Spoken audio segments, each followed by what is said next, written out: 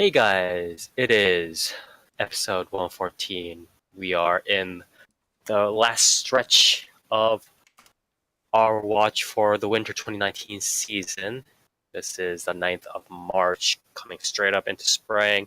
A little bit of strange winter storms here and there in Northern America, but we're doing all fine for the most part. So, we are covering again the last of our winter 2019 seasons. I am your host, Spire, and with me are my usual comrades in arms.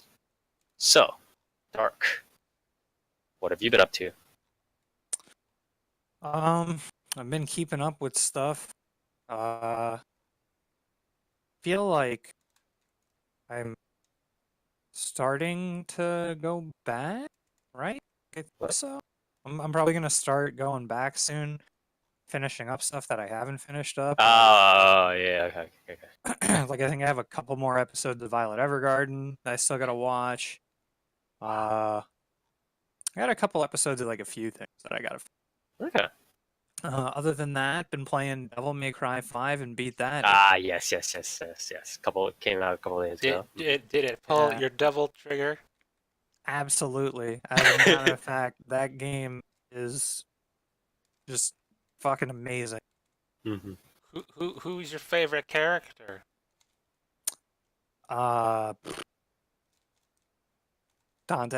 Damn, I have a favorite that's character, that's my pick. probably You can't pick him. But Nero is a close second. As an aside, actually no, I'll get into that later. I'll get into that at the very end. But either way, yeah. I think Dante was probably my favorite to play as. Okay, so, just kind of getting sucked up in DMC5 as I expected. But in terms of, and you mentioned that you're kind of going back to the older series. You want to give us like a quick, final impressions on the overall sort of feeling of this season?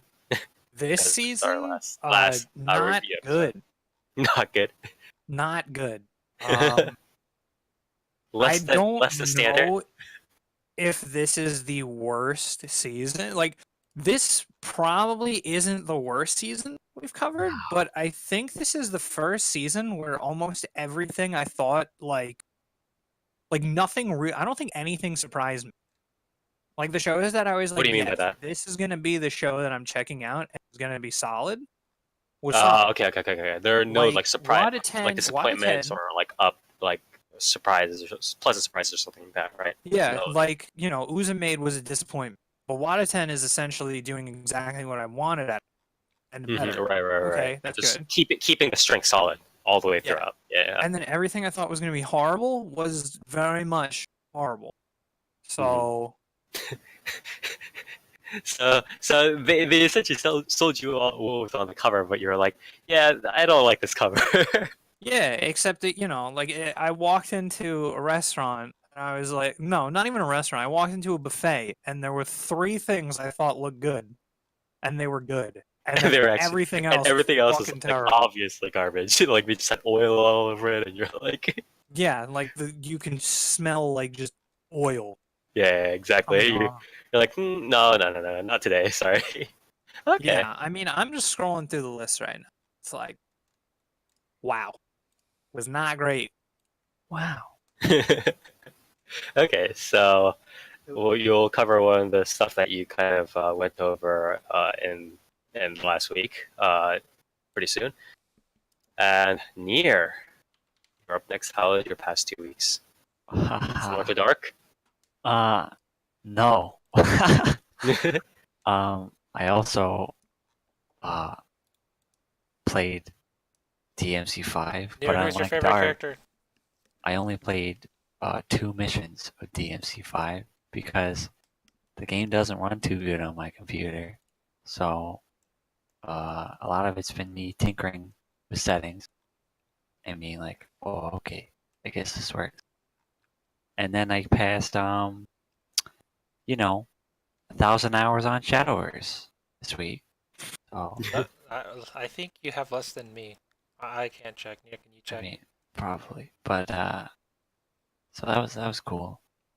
Other than that, just keeping up with stuff, keeping up with Dororo, Mm-hmm. failing to catch up on JoJo, you know, Right. the usual. And I'm still watching like older series, you know, Right. because Okay. this season kind of there's not a It's lot. the. I There's mean, not a lot there. we were talking about this at the beginning of the season, almost even at the previews, not even at the beginning. We're like talking about this during the previews. Like people might need to start fucking taking bullets, right? Like just so Yeah, I think I took one. yeah. But it is a little bit unfortunate, but at least we're at the end of it, and then we can kind of hope that the spring season turns out something a little bit better. But anyways, Toast, what have you been up to? I watched Last Encore again. It's pretty cool. Okay. There is no doubt in my mind that Nero is the best character in DMC5. She's pretty cool. Okay. Followed closely by Rin, because Ronnie ain't shit. Yeah. Okay. Alright then. So anything else that you watched from this season specifically? Does Captain Marvel count? Came out No. on Friday. I know it did. I would didn't you like? watch it yet. Next Okay. season? What came out this season? Yeah, exactly. Yeah. Couple Maybe things. the thing you might want to talk about. I thought you were gonna do it. What?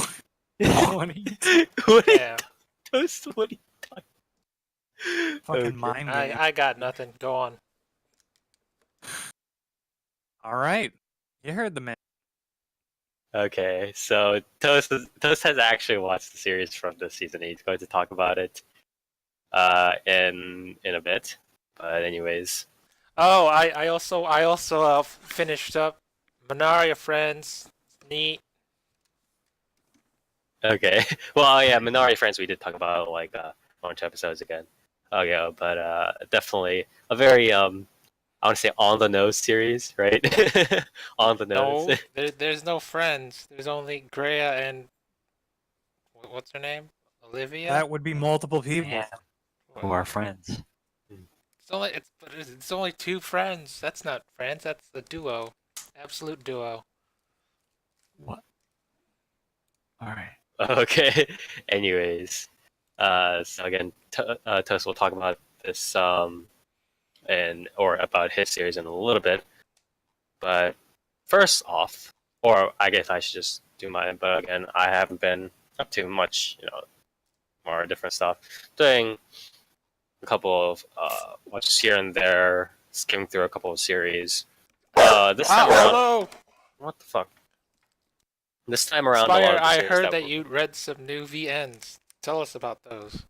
I downloaded some new VNs. I do want to go through them, but I've been busy with a couple of other stuff, so I've Wait. only like started the very beginning of them, so I don't have anything to really review. I've actually been getting back into.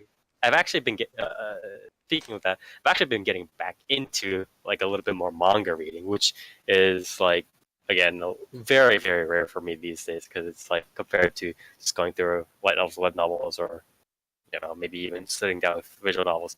I definitely haven't been doing manga stuff as much, but I updated myself on stuff like Monster Musume, Kotobuki.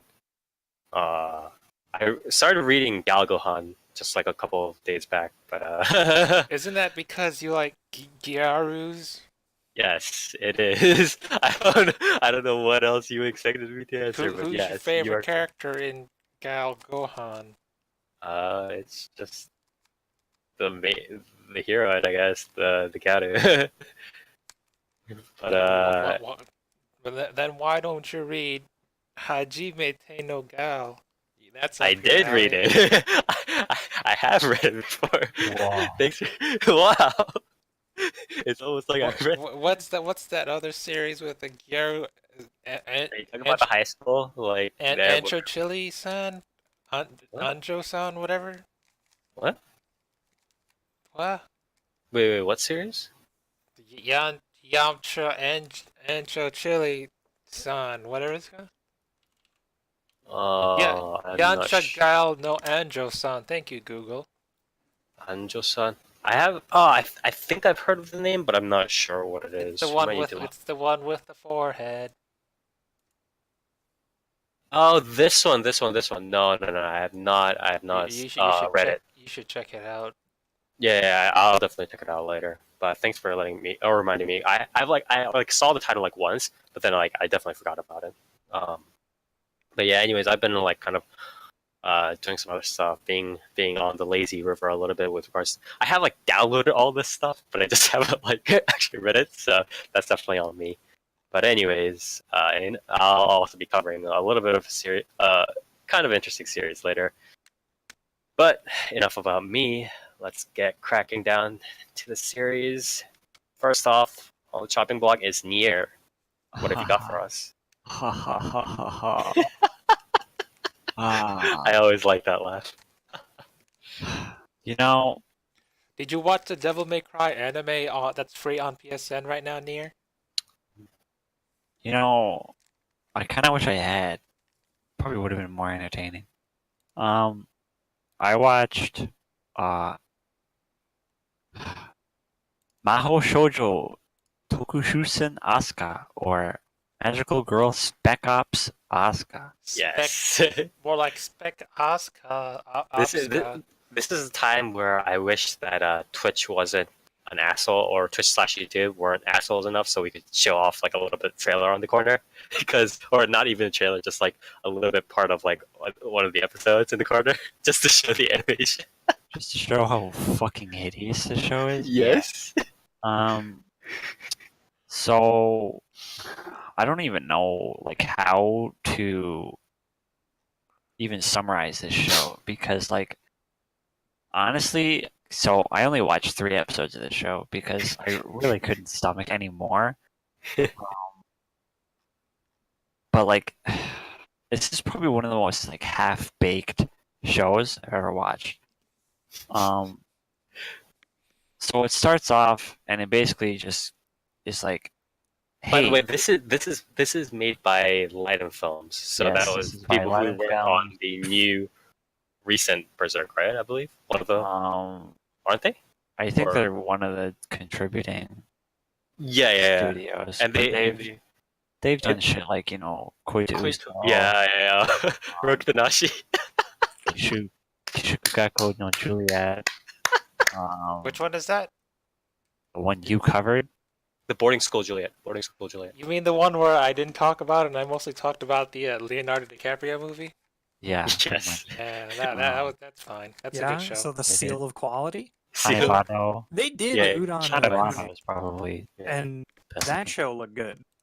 Yeah, so it feels like they were just like, this is just a throw off series for some reason. They like didn't get any money for this. They're like, we're just going to make this and to like keep our fucking company afloat for our like season. I don't know.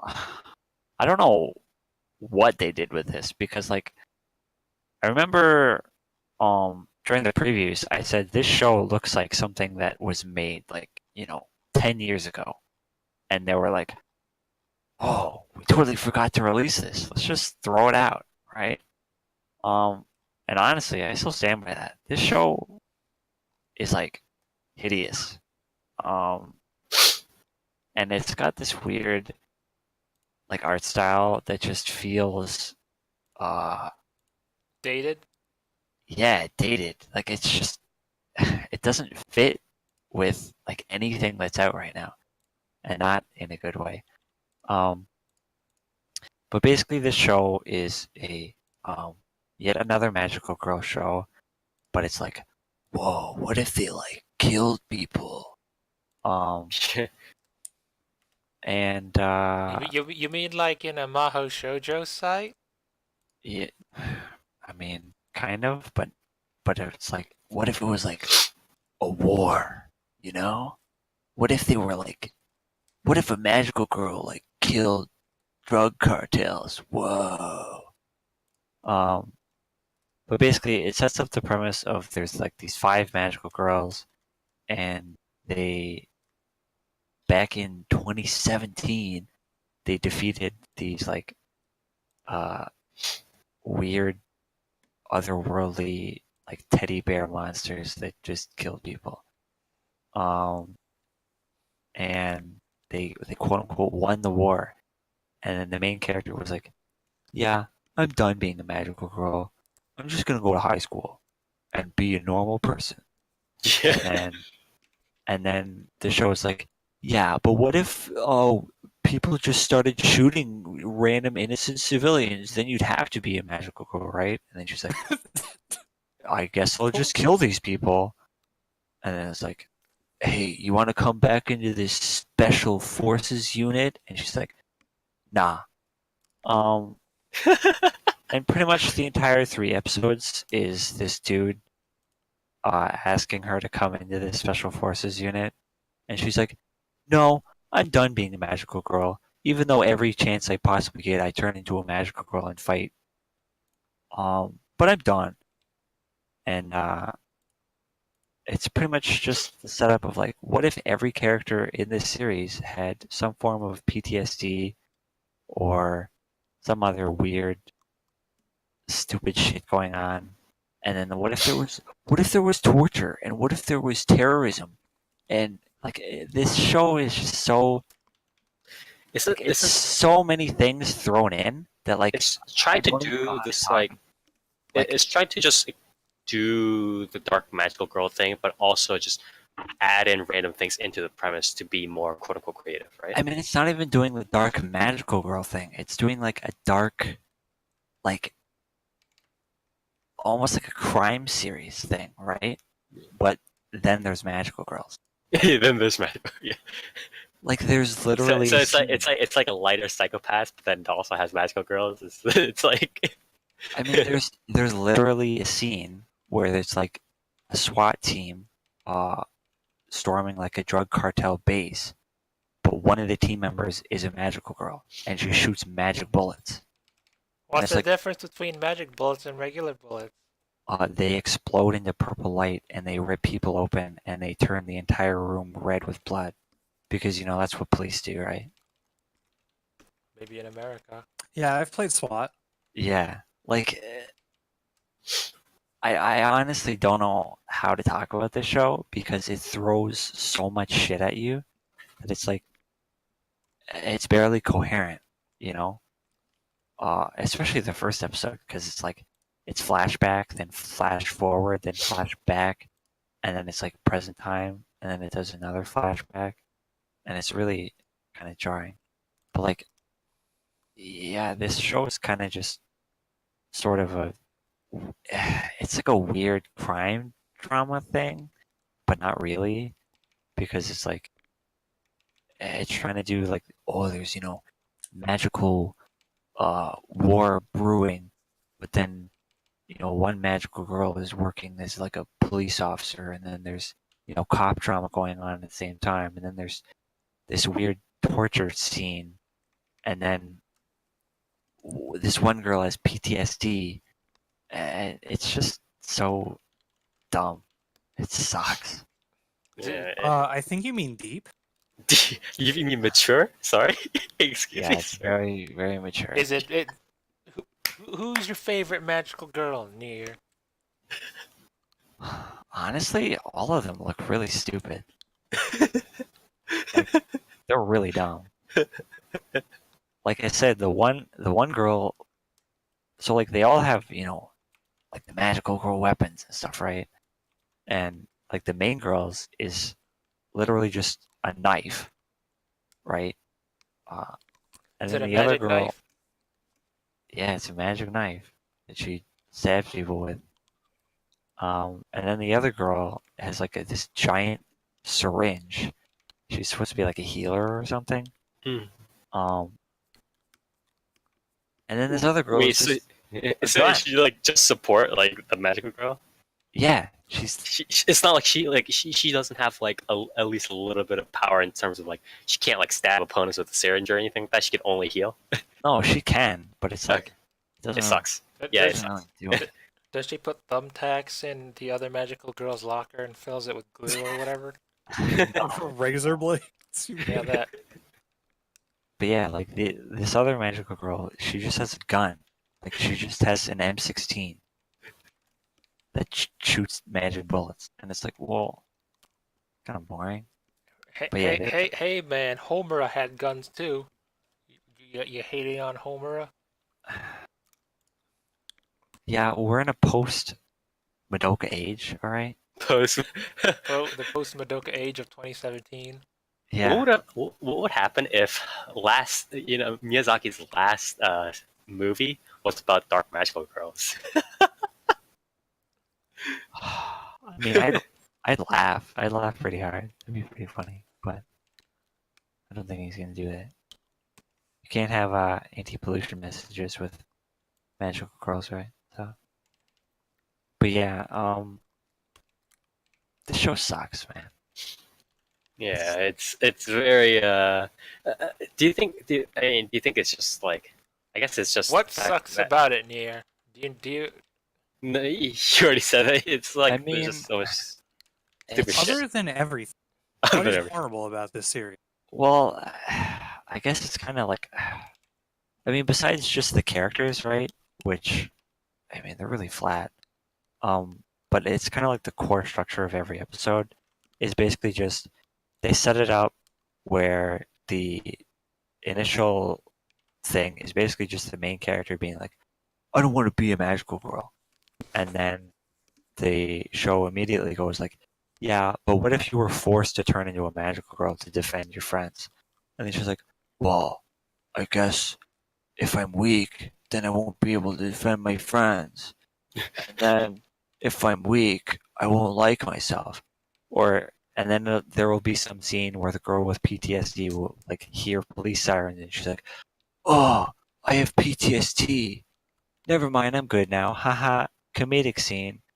And then it throws a shitty like 2-minute action scene where it's basically just fucking still frames of blood. And then it's like roll credits.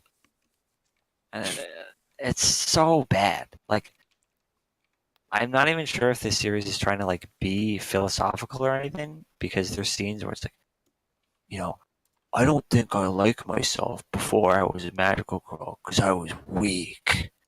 And it's like, okay, like that's Okay. that's all it does. Right, exactly. That's all they say. Like I said, it's not exactly like some sort of character evolution. It's just like, just things are happening. Yeah, like it's not even introspection. It's like, I was weak. And then the other character that they're talking to literally just stares blankly at them. And the scene ends. And it's like, Mhm. why did you even say that? Right, exactly. What was the point of that? But yeah, this show is just so like, imagine a show that just never actually finishes anything, but it tries everything. Like, it sucks. It's so bad. And it looks like shit too.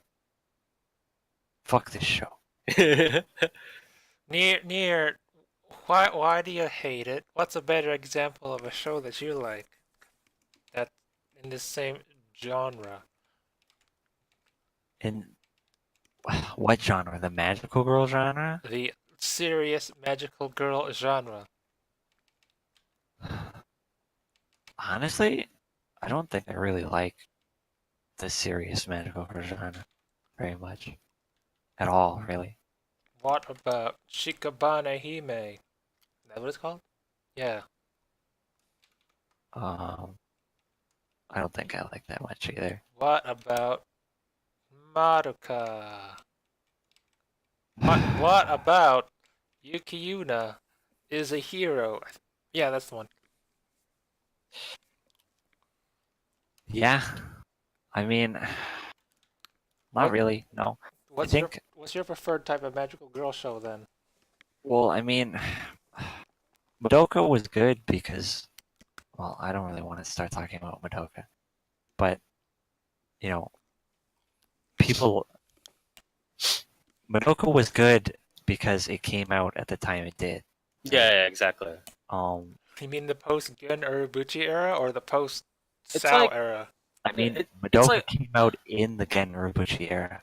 the issue is it's like as much as I'm not going to call Madoka some sort of like literary masterpiece necessarily. It'll be like, oh well, why aren't Newton's discoveries like Newton's discoveries aren't nothing much? Well, yeah, but it's the year 2019, right? It's like it's that sort of thing where it's like when Madoka was made at that time, it wasn't.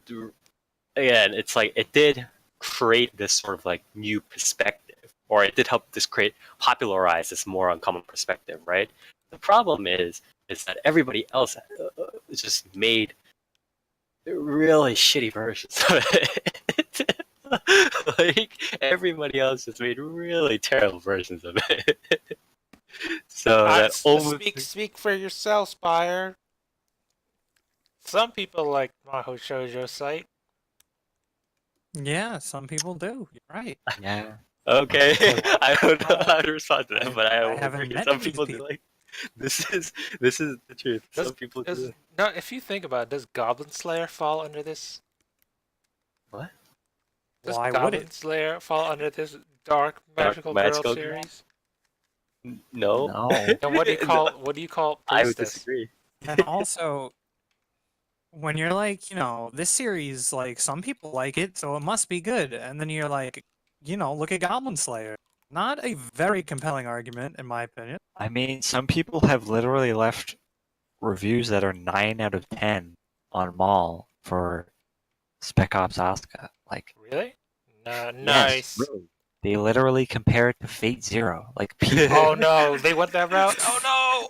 yes, people out there will literally just rate things highly because it has blood in it, and it's like, whoa, It's so dark. mature. Like, Why- whoa, why this show would- has PTSD. Whoa. They didn't compare it to something Even like though- Trauma? Holy they shit. didn't compare it to something like Psychopath. They went straight to Fate Zero. You have to always compare things to Fate Zero, dude. That's the Yeah, Fate Well- Zero is literally the most mature anime ever made. They're kind of not wrong. It is the gold standard for modern dark anime. Oh my god. 2011. 2011. Yeah. But anyways, do you have any last words for Magical Girl Spec-Ops Asuka? You gonna keep watching it, Nier? No, honestly. Unfortunately not. Any last words? I mean, not really. What would you change about this series to make it more watchable? Um, I don't know. There's not much. Like, I'm looking at this, right? I'm just looking at like the staff, and the director is the same director from Strike the Blood. So I mean, it kind of You're already like. Which one's Strike the Blood again? Is that the same one as Blood Sea or whatever? No. Strike the Blood is the one where the white haired guy fucking gets angry and then he like Yeah, he with makes the, out with the other dudes with the sphere, the girl with the sphere, and then yeah, the girl with in the fucking and the school outfit with yeah, and the sphere, and then the blonde girl, the hacker girl, or whatever. The blonde- Oh, It's like, wow, this show sucks. Yeah. No. My only last words is this show is hideous, and Light Films isn't exactly a studio known for like good visuals or anything, but like this show is really fucking ugly. so it's not great. Anyways, so that sounds like wasted potential. I don't think there was any potential. yeah, I would hesitate to say with the premise like that. I don't know if there was any potential for it Yeah. to begin with. I think the show was doomed from the start. It's like, alright, how about we add Magical Girls to a series that just has everything, just has all the things. It's like, okay. They should have left it to the king of magical girls nowadays. Who? Gen Urobuchi. No. All right, moving on. Now I don't know about that, Chief, but Thank you. Yeah, I know Thank this was a you. hard bullet to bite, but buddy. Yeah, you took the show that I said I'd cover, but I didn't. Yeah. So thank you, Nier, for helping to cover magical Spec-Ops, Magical Girl Spec-Ops Asuka. And next on the list, we have another series just as great, but perhaps even more popular slash controversial slash quote unquote mature. Dark, do you want to tell us what series that is? Oh boy, I can't wait. I watched Domestic Kanojo. Yeah, Wow. domestic I Nakanojo didn't or actually watch. Disclaimer: I watched one episode, but I read all the synopsis and summary. I have read up. volume. I have read quite a bit of domestic Nakanojo, So I'll be fine. you're on the same level as that one guy who did not watch the ending, but wrote a whole article about that one show. He didn't watch any of that show. That's the thing. Actually, that guy literally Oh, did you're not trying watch to talk about, any you're of trying that to talk show. about Kumamiko debacle. No, he didn't watch any. He literally did not watch a single part of the show. He got everything from Twitter and Reddit. That's completely different. But Dark, do you want to Is this set the us one? up? Yeah, this is the Yeah. So basically, what happens is MC has a crush on his teacher, but it's just not meant to be. She's a teacher. And to get over that, when he goes to like a mixer or something and has a one night stand with like a random. one. Nice. And I think I don't remember if he winds up seeing the other girl at school again. But what winds up happening is his dad decides to remarry, and he finds out that girl he slept with is his teacher who he has a crush on, younger sister, and also, their sister. And now they're gonna be his sister, his stepsister. So the old man married the teacher. Nice. No, he married their mom. Nice. So he still has a chance. Yes, exactly. And here's the thing, right? So this is gonna be spoiler territory. Wow, don't spoil me. I'm So we're reading gonna be the manga. talking way past what the show will ever get up to. But yeah, so it starts out and it's like him kind of trying to figure out what to do with this situation. Like he's now living with a girl he had a one night stand with. Well, Do they do it again? we'll get to that. But Nice. at least initially he has the stance of like, oh, I'm not gonna like do anything about this. Like I kind of have to try and live a normal life now with this situation. And that's pretty much where episode 1 kind of ends. I want to say a few more episodes kind of follow that same sort of idea. But where it gets really interesting. Actually, you know what? Now let's talk about the audio visuals. They're fine. To like good. They certainly ain't bad. So, like, I guess that's a plus. But other than that, nothing like crazy. But anyway, so now to spoiler territory, right? Mm-hmm. The series is ongoing in 17 volumes.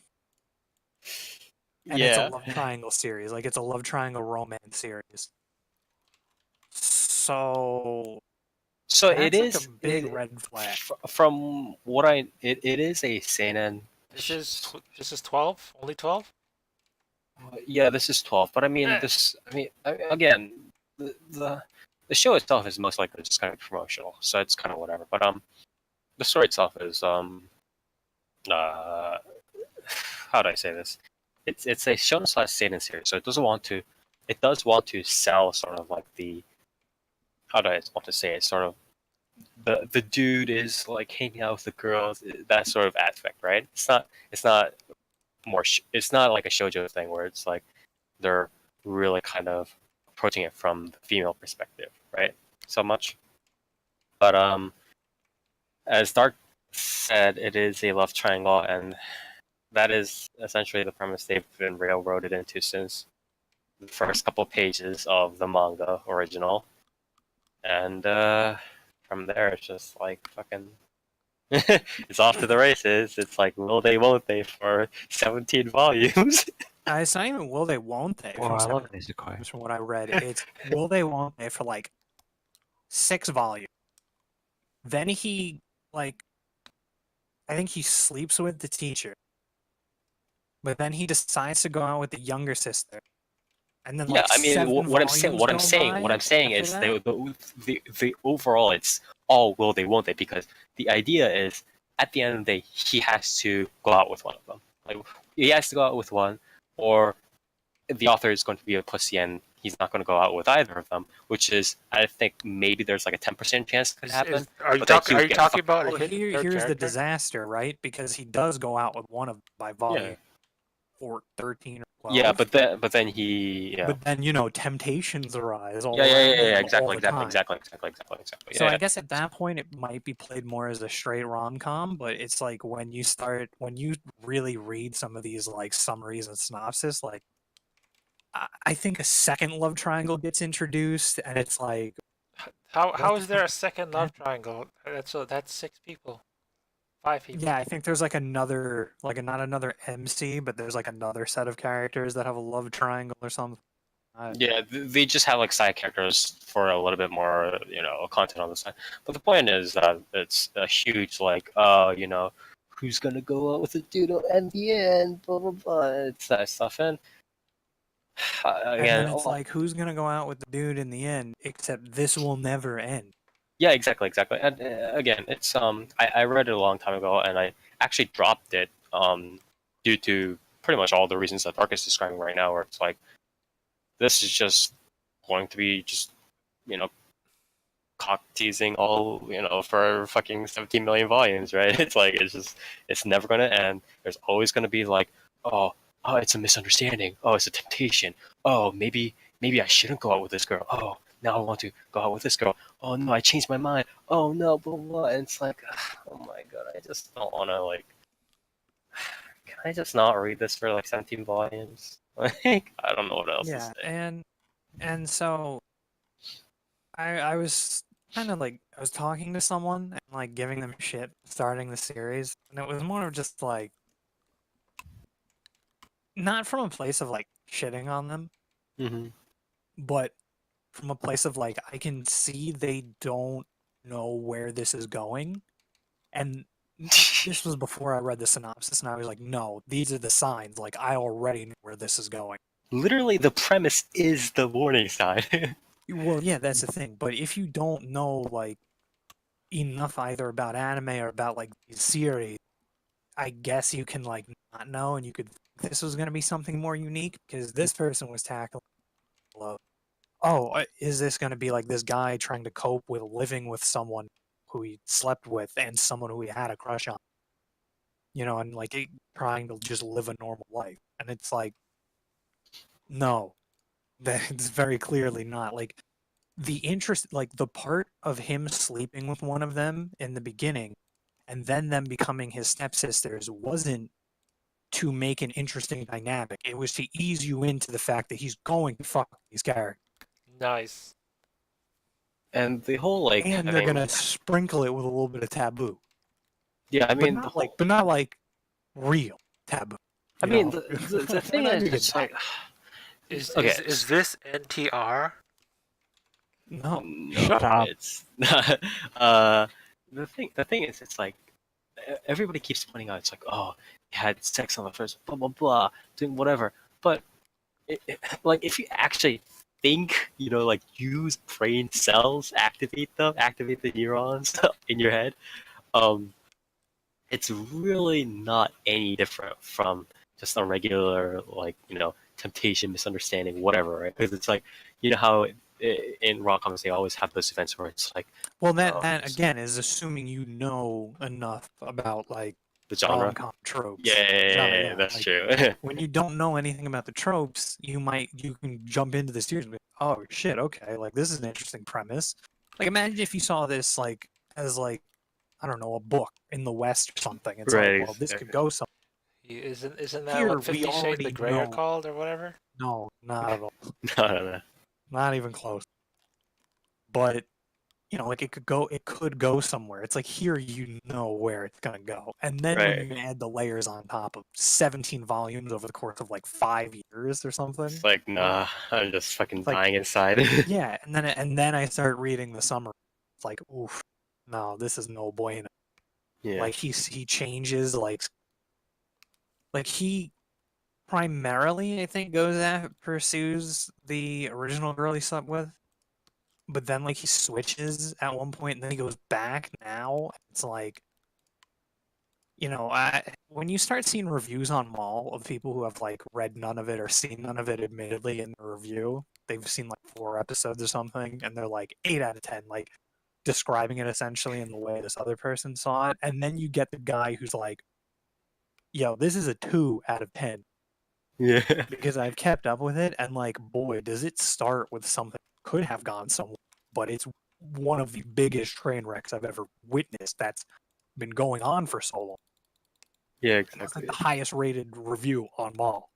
Yeah. I thought you were gonna say the highest rated series. And I was No, like, it's the highest rated review of the manga on Mall. Is a fucking 2 out of 10. It's also like, uh, fucking, just it goes along. First of all, I just want to again repeat that it's like this is the problem with how Japan is sort of putting out a series sometimes these days, where it's like we've been over this hill before 1,000 times, but I just thought it was worth repeating about how Japanese publishers and editors try to print out premises. They don't print out plots, if that makes sense. Where it's like, okay, how can we get readers into this? Okay, the sister's dentist fucks the boyfriend, and then the dog runs away, and then suddenly this other dude is in the middle of another world, and it's like, yeah, I guess the premise could get people reading, but again, if your plots aren't good, if your characters are just doing irrational things all the time, if the world just makes no sense whatsoever, then the bottom's just going to fall out, and it's not going to be good. And that's the sort of thing that is happening, where it's not necessarily that everything's just going to shit, but or everything's just going to shit because everything's so irrational, but everything's so railroaded in this series, and all of the things that are going on are so already ingrained or already sort of, how shall I say it?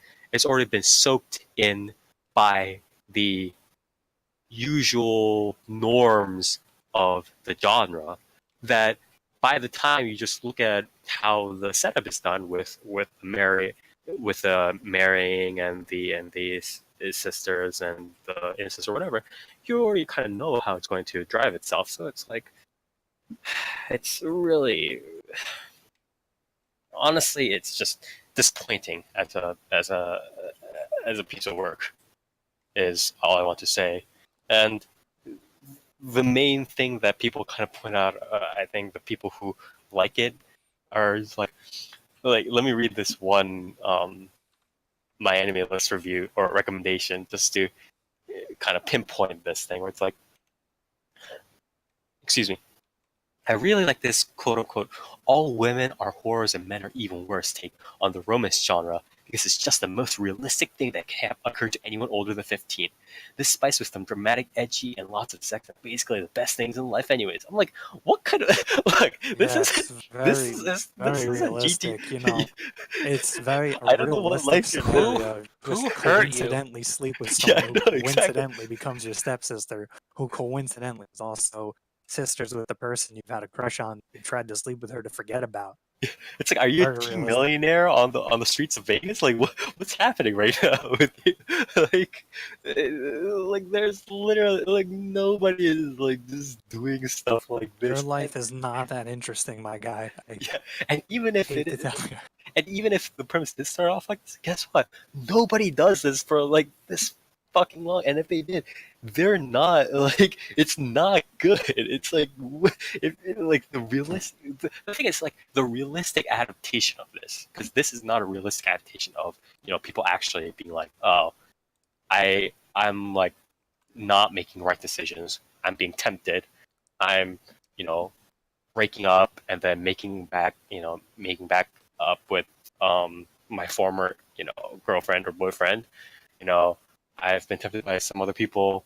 We're in this very like sort of self-damaging relationship, right? A realistic adaptation of that is not like this. It's not like a soap opera. Like I don't think like, people aren't just like, oh man, man, I'm so sad. Oh, I've been tempted on this. No, that's not. Look, like, life is not a soap opera. Okay, like that's not how these relationships work. And so it's very kind of unfortunate that the dichotomy, the the way we see these things is that we either kind of see it as, oh, it's some rom-com harem, like the protagonist is whatever, is a pussy and he's just whatever, or it has to be the tough guy MC. He's a playboy and he can just make out with all the girls, and He's not the even girls like a playboy. Just like or you know what I mean, like the It's thing where more he's like- actually doing the things, right? Like yeah, as opposed, and that sort of dichotomy is doesn't very. change anything. Yeah, it's like either he's not doing it and he's avoiding it all the time, or he's doing it and it's cool. It's that sort of Just dichotomy because is he's very. sleeping with the other characters like doesn't change anything about the series. Yeah, exactly. It doesn't It's make like it any more interesting. In fact, it makes it exactly. less interesting because it's like It's like Goblin you Slayer, where tell it's like me- at you the mean to beginning tell they're just me kind of this throwing fucking things guy- at you. Yeah. it's very realistic that this one dude has been like I mean, if you read it, if two you read out the stepsisters on and off synopsis, for right? like fucking actual 5 years, real time in his life.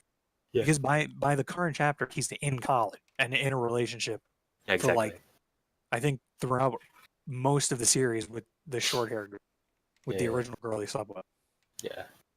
But It's like, like there's another character introduced at one point. It's not even any of them. It's just really. Yeah. it's it's a mess, and I like when I heard that this anime adaptation was coming out, I just had PTSD. It was not good, but it just I hope that I'm not saying that a lot of the rom-com harem stuff that's like the dude doesn't do anything and he's like super dense and he goes out with like a million dates with the girls and he still doesn't choose it. I'm not saying that's good, but this sense of thinking, this like backlash against that, and the opposite always has to be cool, where it's like, oh, now he's a kick-ass MC, or he doesn't even have to be kick-ass, like he's just actually doing the things. Like that doesn't make the rom-com better. So I think that's a good lesson we can learn from seeing the sort of fallout from domestic Nakanojo. So, do you have any last words about the series, Dark? Don't get baited. Don't debate it right Yeah. there. Get fucking baited. Anyways, thank you, Dark, for covering Domestic Nakanojo. Again, it's a series anime adaptation of manga original done by Dio Media. And if you like dark, edgy sex stuff, you should check it out. Question mark? I guess not really. But yeah, What is edgy sex? dude, it's the shading, dude. If it's dark, it's edgy.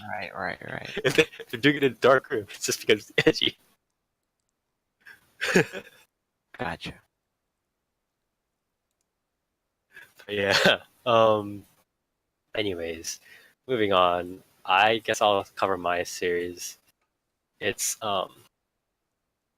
so my series in Japanese is known. It's called Kouya no Kotobuki Hikoutai.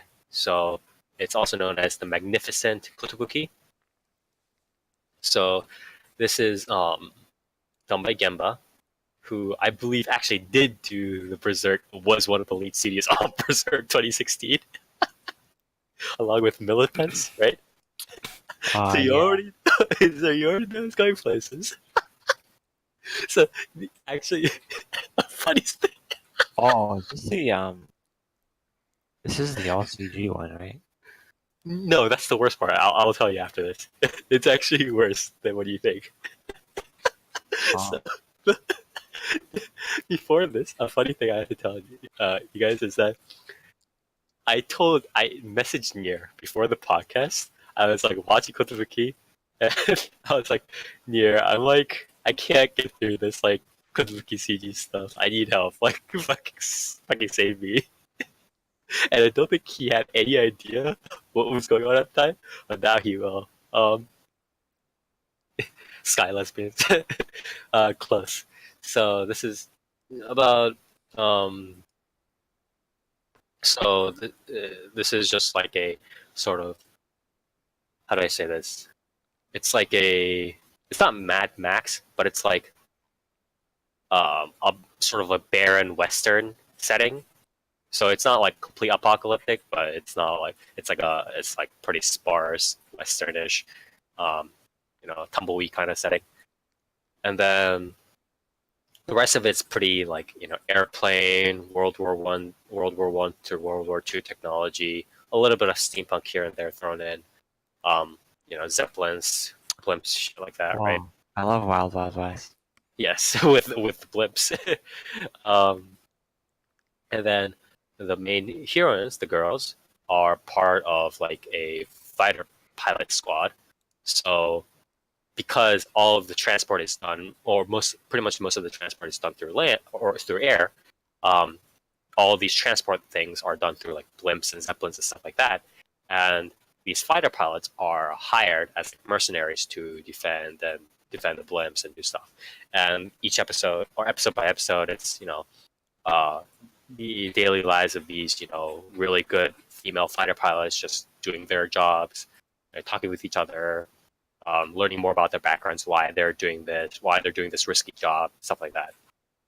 And they're all like different sort of characters, right? So one of the main characters, Kirie, is she's brash. She's like freaking Han Solo. She kind of like pilots with her instinct, but then just kind of gets away by the skin of her teeth, stuff like that.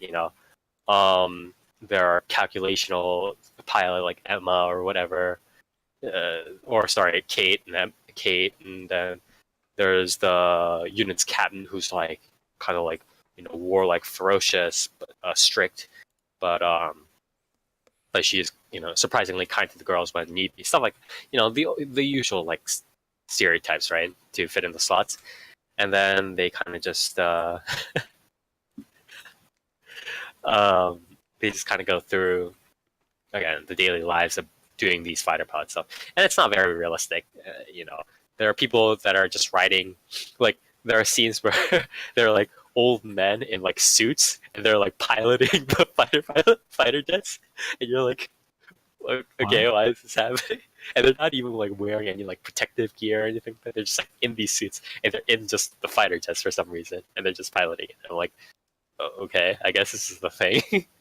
But that's sort of what happens.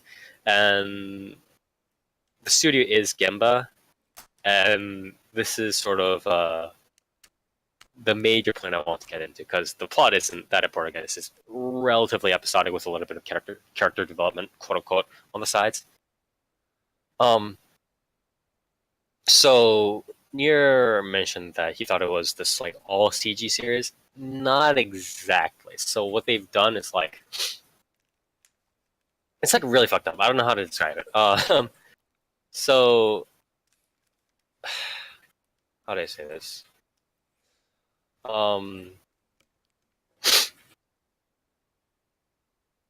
So the characters are initially shown in like CG, like the Berserk CG, but they have like better 2D face models. Does that sort of make sense?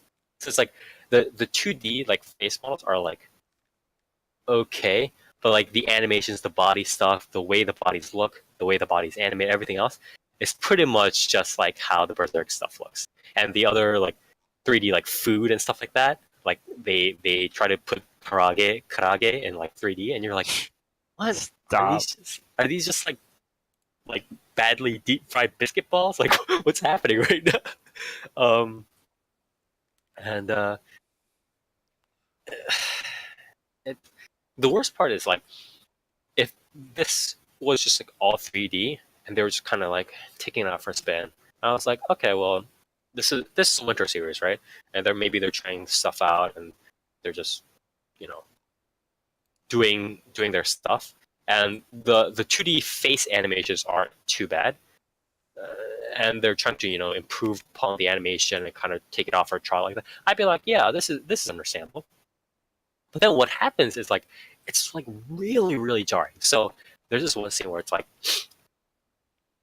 the main girls are all in a bar, and this is like the usual 3D, right? And this already kind of looks like a game cutscene. Like it's already a little bit uncomfortable, but that much like I'll sort of tolerate. Again, if they're kind of just running this out for a test, right? I'm like, okay, well, this looks like a shitty game cutscene, but whatever. Okay. So this is on 3D. They hear a fight happening outside the bar, right? So they open the door.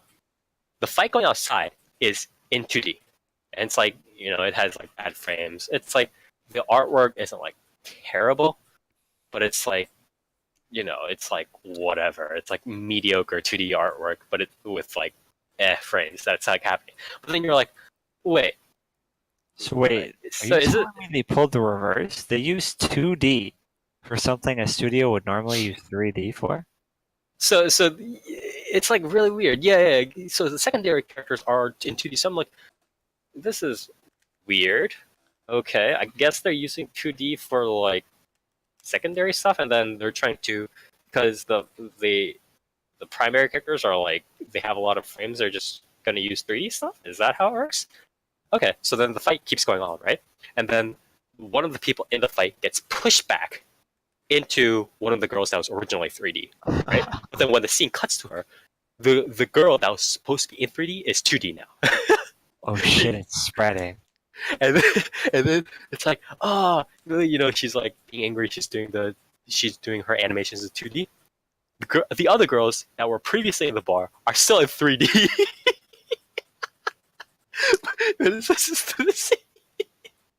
I'm like, oh my god, this is the worst way to do things. It's funny. You're saying these things, but I'm just like, they did this in Berserk. Like they did this in Berserk. Exactly. And then some of the fight happens in like 2D, and then the other characters kind of move back in 3D, and then one of the characters that was initially introduced as 2D, right? Now after the fight ends and then the scene transitions to sort of like the quiet scene, right? Both of them are in 3D now. So it switches from like how it's like game has like the animated cutscene and then it has the 3D cutscene, right? It's like seeing that over and over again, just like cutting back and forth between each other. And I was like, what's happening? like what? Like are you guys just throwing this out? Like like do you guys not have any respect for like your audience's eyes? What's going on right now? I mean, you have to realize Gemba has done Berserk and this. Yeah. That's all they've done. So no, they don't have any respect for anything. Yeah, They don't exactly. have respect for human life. No respect for human dignity, for human life. They are fine with creating genocide. Like it's whatever. No rules, Yeah, but man. so that was what really stressed me out, and that and like two other things. One, obviously, like the music is very like isolated. I think the best way I want to put it is that like the music sort of only happens quote unquote when it needs to with the events. So it's like, let's say they're really getting into the heat, they're really kind of getting into playing around, in the bar or something like that, right? And then a little bit of bar music will come up, and then maybe they're in a dogfight and they're like, oh no, some opponent is coming up behind us, and then a little bit of like sort of enemy music will come up, and it's very like it's like they're not really using the silence. It's just like they have silence, and then they also have like, oh, an event is going on. Okay, music, which is not really how you do a soundtrack, right? It's like That's like real life, dude. that's an event happening. It's not really how that works. So I didn't like that, and then the big thing or the third thing, not necessarily the biggest thing that I got away from it, was that it just felt very isolated. The way I want to put that is like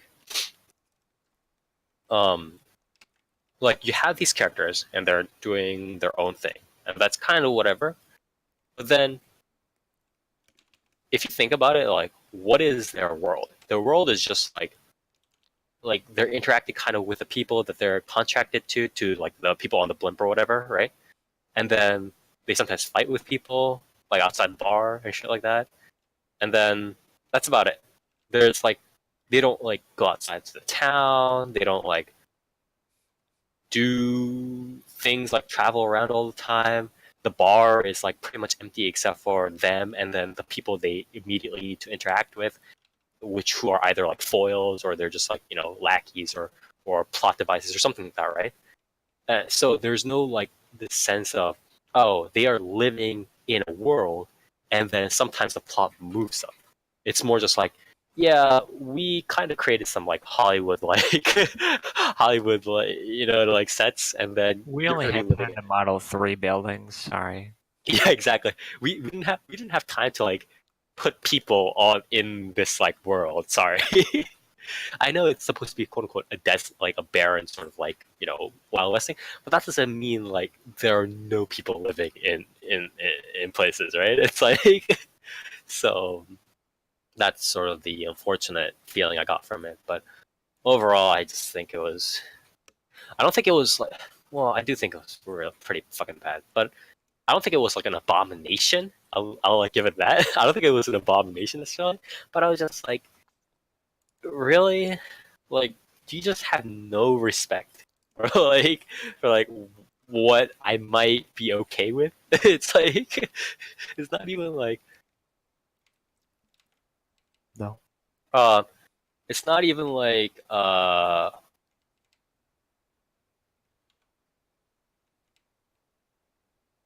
it's not even like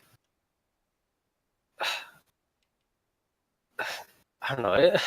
Like, I'm just like when I went into this series, right?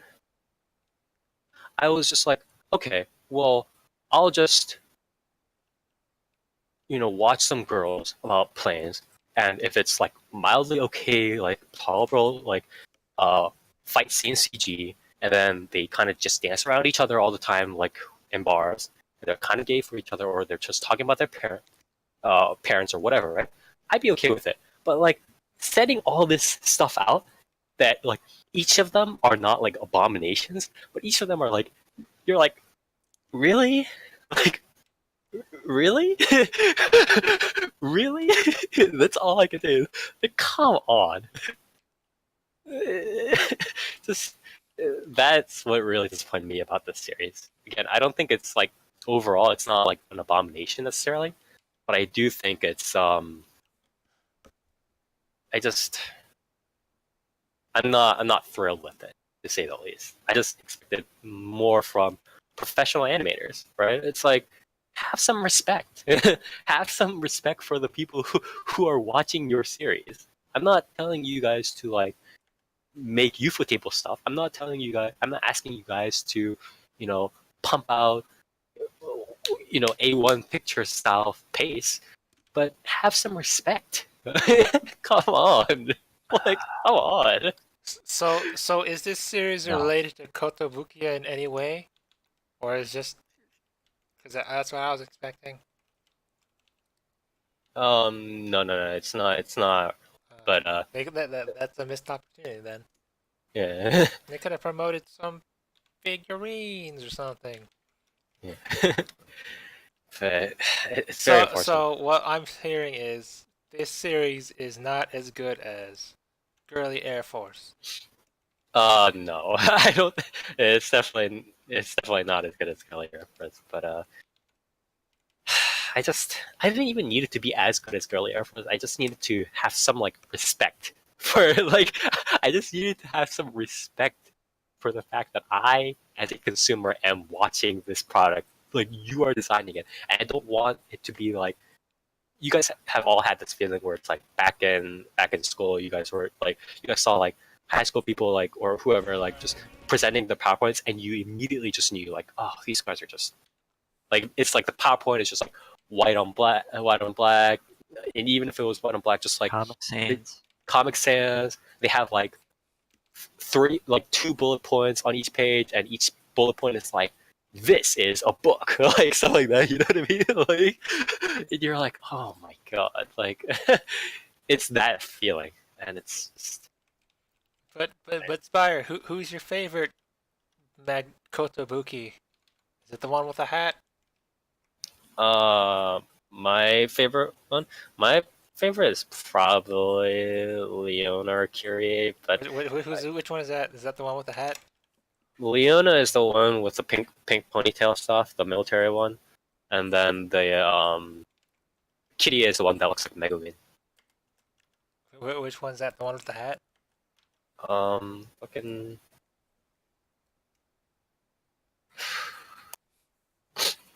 Yeah, the one with the hat. Oh, okay. Oh, and that looks like Megumin. Yeah, the two. It's not like okay. Strike Witches had like Strike Witches was degenerate, but it had care like some care put into it. You know what I mean? Like it was not good, but it was like you could be like, oh, these people Wait, like you're saying Strike Witches it wasn't good? What the fuck? like okay like It there are spawned what? Three sequels and 2 movies? Is that There are what? people- Yeah, makes it good. there are people. Let me correct myself. There are people that would not consider. I'm okay with Strike Witches. There are people that would not consider Strike Witches to be a literary masterpiece, right? But Strike be Witches wrong. was like Yeah, you'd kind of be wrong, dude. um, but Strike Witches like at least you could feel that it was like a work of love, right? Like the people making it reveled in their degeneracy, but they were like, oh, we want to be degenerate. Like, yes, let us revel in it, right? But these guys are just like, why don't we just, fucking make half of this bar fight in 2D and then throw the other things to 3D and then turn the 2D person back into 3D because we need to lose her later? How about we do that, okay? And then we just call it a day. Like, it's just very disappointing. But anyways, that was all I really had to say on the Magnificent Kotobuki. Would you recommend it to people, or would you just say, hey, watch Girly Air Force or Strike Witches instead? I would definitely recommend something else, but does it not it's an even have interest. good plane trivia? Because they fly planes, No, right? they are literally like they're literally like flying in their suits and shit. Like it's like really fucked up. Like so it doesn't even really have trivia or anything like that. So very disappointing. I would not recommend that you watch this, but I did anyways for you guys. And that's all I really had to say about Kotobuki. Another shot in the dark and another pretty clear miss by Gemba, unfortunately. But moving on to our last series. Toast, what did you want to cover? Thanks, Dark. Thanks, Dark, for taking the bullet that Spire couldn't. I He's a big freaking baby. read the series If you read the series, why didn't you watch the anime? because I read the series. Because you knew. I'm not. He was Fool me enlightened. once. Spire, why didn't you just take 2 bullets? Yeah, why did I just? Did I you, just yeah, shoot myself in the You mouth shot while I was Mark dead. and then you if Nero can shoot 2 bullets with his blue rose, is it blue rose? Right? Blue Rose. Blue rose, yeah. Alright. Then why couldn't you take 2 bullets? Oh my god. Now, what the heck? I am unfortunately not that powerful. Maybe But that's because you haven't got charge shot level 3 on Nero. That's pretty cool. Yeah. But speaking of charge shots, I watched. Where You watch what?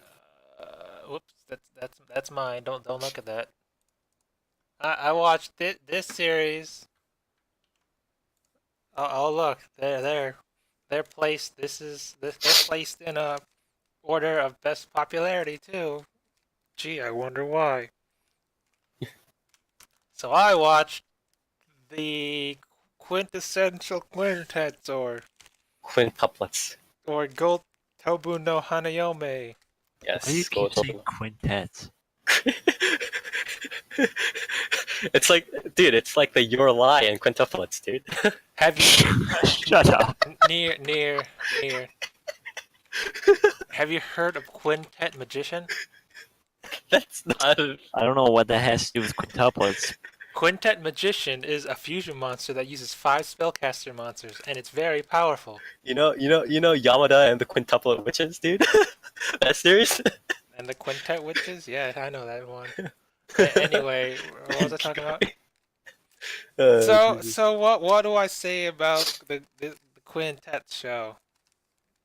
It's just. It's about this dude, voiced by Kirito, who tutors Yes. five girls, voiced by. I don't think. Okay. Vo- Can you explain the voiced- plot first before we go into the voices? This Please? is the plot. That's not the plot. Let me That's finish. It's about Can you Kirito. It's about Kirito tutoring Okay, Inori okay. Minase, Miku Ito, Kana Hanazawa, Ayane Takitatsu, and Sakura Ayane Sakura. None of this was a plot, but okay. Go ahead. Because they suck at studying, and he's a typical like Asian dude with that Asian haircut that like everyone has nowadays, mostly in Korea. You know that one. Wait, what? Okay, keep going. Do you not watch Yes, Korean short dramas? hair. You not watch No. Korean dramas, Spire? I've seen that haircut on like every protagonist. Okay, I'm not So very. yeah, up to date on Korean and it dramas. explains their adventures in studying. Adventures. That's Well, maybe that's about it. Yeah, but the thing is, Kirito's dirt poor, and he took this job because it pays good money. But then he has an altercation with what's her name? Not you, with Inoue Minase, and she's all like, "Help me study," and she's like, "No," and he's like, Kirito's like, "No way, dude." And then she's like, Oh. "Fine, maybe I don't want to be tutored by you." But then later, they're all like, "Hey, you want to tutor this chick? It pays good money." He's like, "I'm in." But then it turns out it's Inoue Minase that he has to tutor. So Kirito's like, "Oh no, I gotta make up for it." So he buzzes in at their apartment, and he's all like, "Oh gee, I wonder why this pays 5 times as much as usual." Turns out it's because there's 5 of them. And that's the story. yeah. So the rest And of then it's and then essentially and then so it's, I guess it's pretty episodic, where the main it's driving not. the No, main- no, it's not. the, It's not the main episodic. It has arcs. the It main has driving arcs. force is Kirito has got all these girls he has to. Well, they don't like him, so he's all like, "I gotta make them like me, so they'll study in this group, so I can actually get paid." And then there's these mini character arcs where Yeah. Character arcs. Kirito works on this one girl, and she's all like, "Fine, whatever. I'll join Yeah. I'll join your party." Yeah. And then they get to studying. So far, I believe it's currently on episode 9. I look for 10, but so far they got three of the girls in his party. That he's got Ayane Sakura. She's the first one because she's all like, "All right, I'm in." Can you stop? Okay, can we actually go? I don't remember their names. Only the voice Yeah, actors. let me do it then. Okay, so the 5 characters are, we have Ichika, who is the oldest sister. I mean, they're all like essentially, again, quintuplets, but this is sort of the implied quote unquote How order. do you remember their names? First of all, there are only 5 of them. Second of all, How do You you? can literally How? just look at them all. yeah, and second of all, there's also Wiki, right? absolute man. There's Kan Hanazawa as 5 Ichika, right? Yeah, Ichika, the And then hot you got Nino from Hell's Kitchen, voiced by Ayane Takatatsu. And then who's the third one? Is it Ayane Sakura? No, it's Miku. No, it's Miku. It's Miku, voiced by Miku. Then you got Yotsuba, voiced by Ayane Sakura. Then you got Itsuki, voiced by Inoue Minase. Yeah, so essentially you have I don't remember that. Ichika is supposed to be sort of like the One-san sort of seductive role, quote unquote. Nino is supposed to be the tsundere. Nino's not a tsundere. She's no, she's not. She's not. She's like what we like to call the bitch. That's not tsundere though. No. If she now I forgot the order. Who's next? The Miku is the quiet one, shy. She's kudere. Yes, kudere. Near likes that type. Yotsuba is the Genki, the sporty sort of dummy sort of one, and Itsuki is sort of the first girl. Itsuki is quote unquote tsundere. the first girl.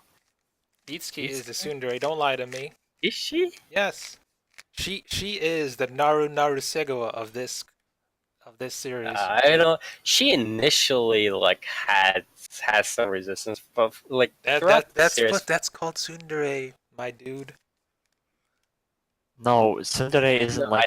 I said initially has resistance, but then pretty much throughout the rest of it's like he's treated like more or less a very like regular person. So it's that's not tsundere. No, it's not tsundere. She's pretty tsundere. Then she does have tsundere moments. I can say that.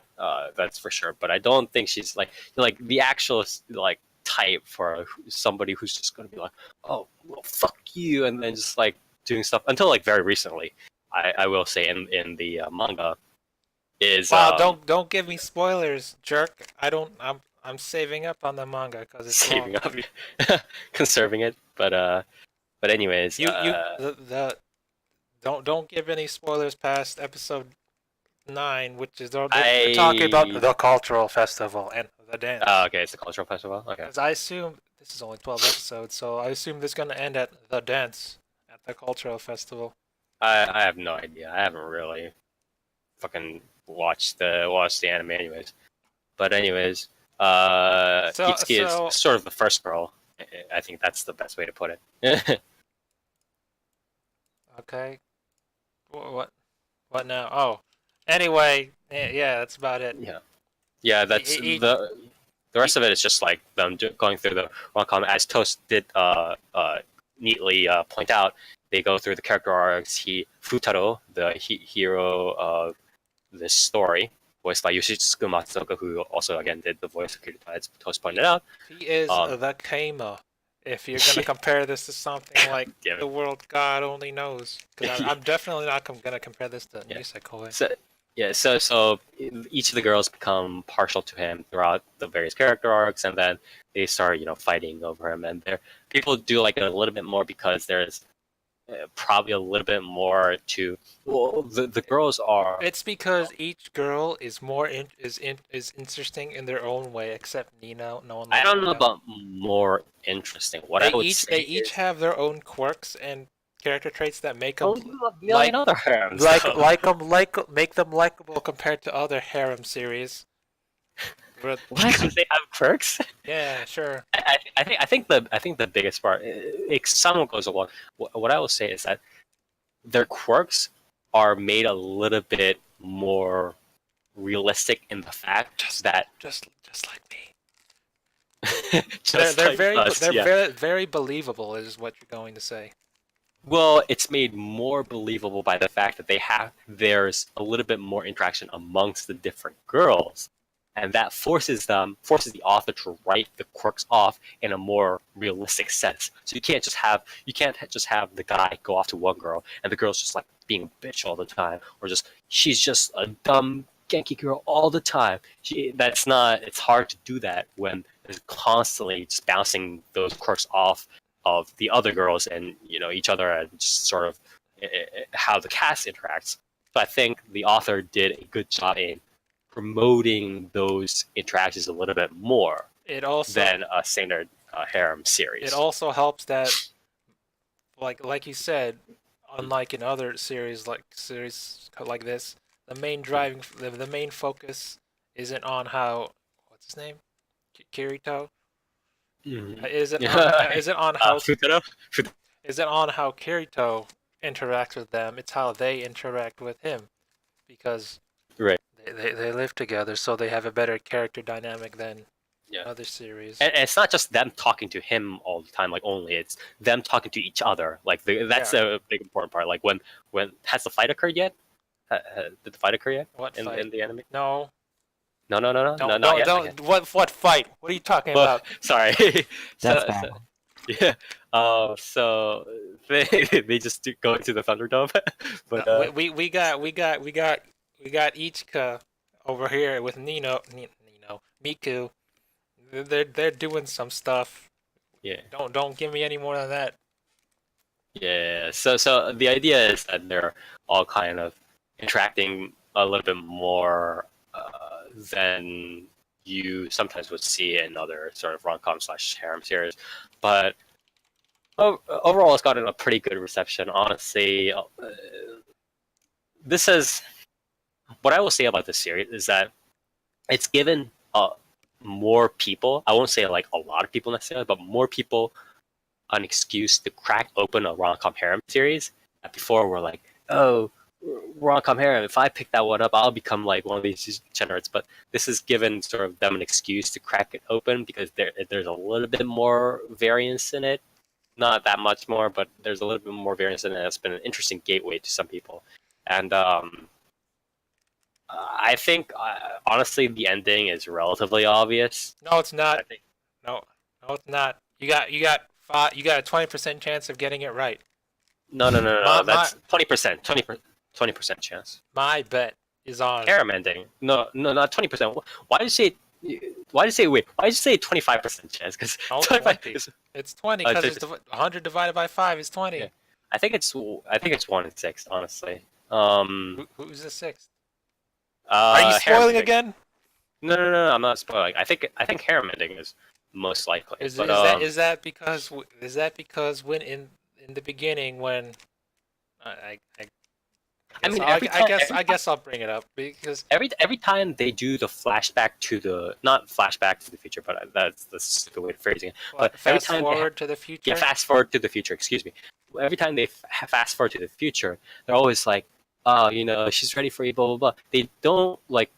They all It's because show them like going up to the church, right? there's one girl and then there's 4 mirrors. Yeah, exactly. Like there's like multiple of them. They're all waiting at the church. Because they're quintets, they all look alike, so you don't know who is who. Not quintets. Yeah.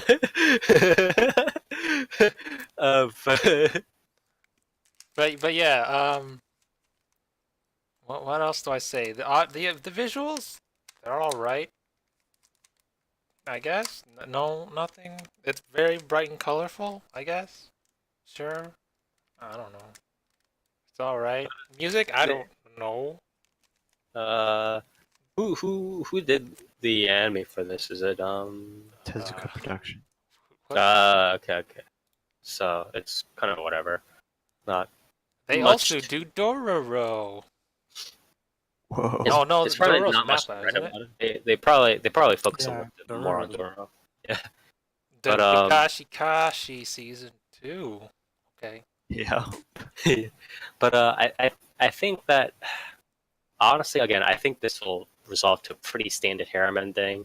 You heard it here first. I mean, I've always been saying it since this series even just started, honestly. But I don't think it's gonna go anywhere super exciting. I think it's Fire going the to be it's going to be the one because The one as in like one of the girls, or are you just saying just first girl? one because what I found really interesting that I didn't see coming was they added an elements of the traditional romance thing in here where there's a promise girl, not just from the like the fast forward into the future where he marries one of them. There's an essence of, I changed because of this girl, and then he has a picture Yeah, of but that girl.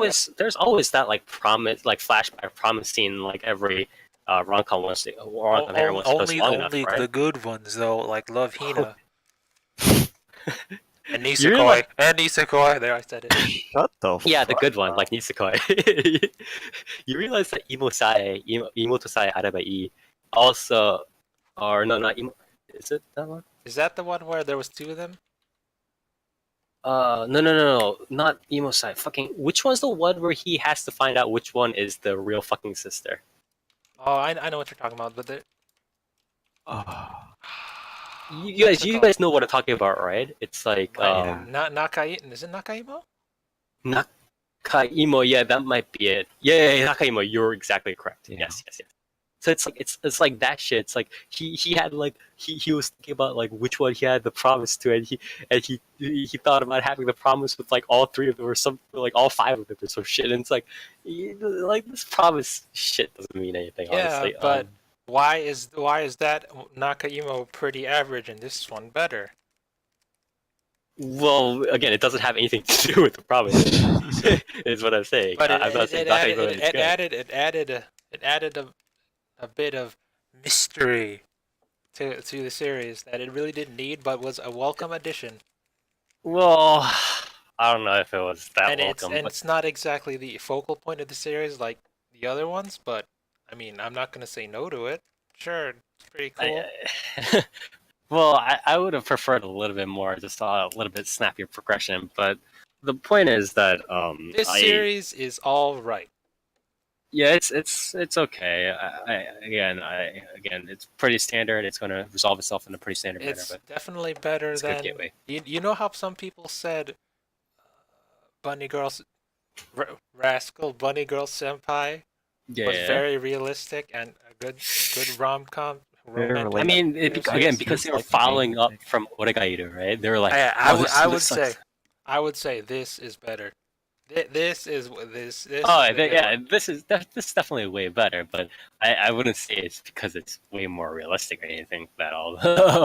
Although I think the way the setup is done is definitely much more tolerable than me puking my fucking guts out to Bunny Girl Senpai stuff. So, anyways, thank you, Toast. Any last words? I mean, I think I don't remember what I exactly said on the previews, but I said I didn't like this, but I'll definitely check it out because it was people were saying good things about it. Mhm. I mean, when I started the manga a while back, I got up to the Miku arc. I just finished that, and after that, I was like, "Hey, that was cool. This is kind of boring now."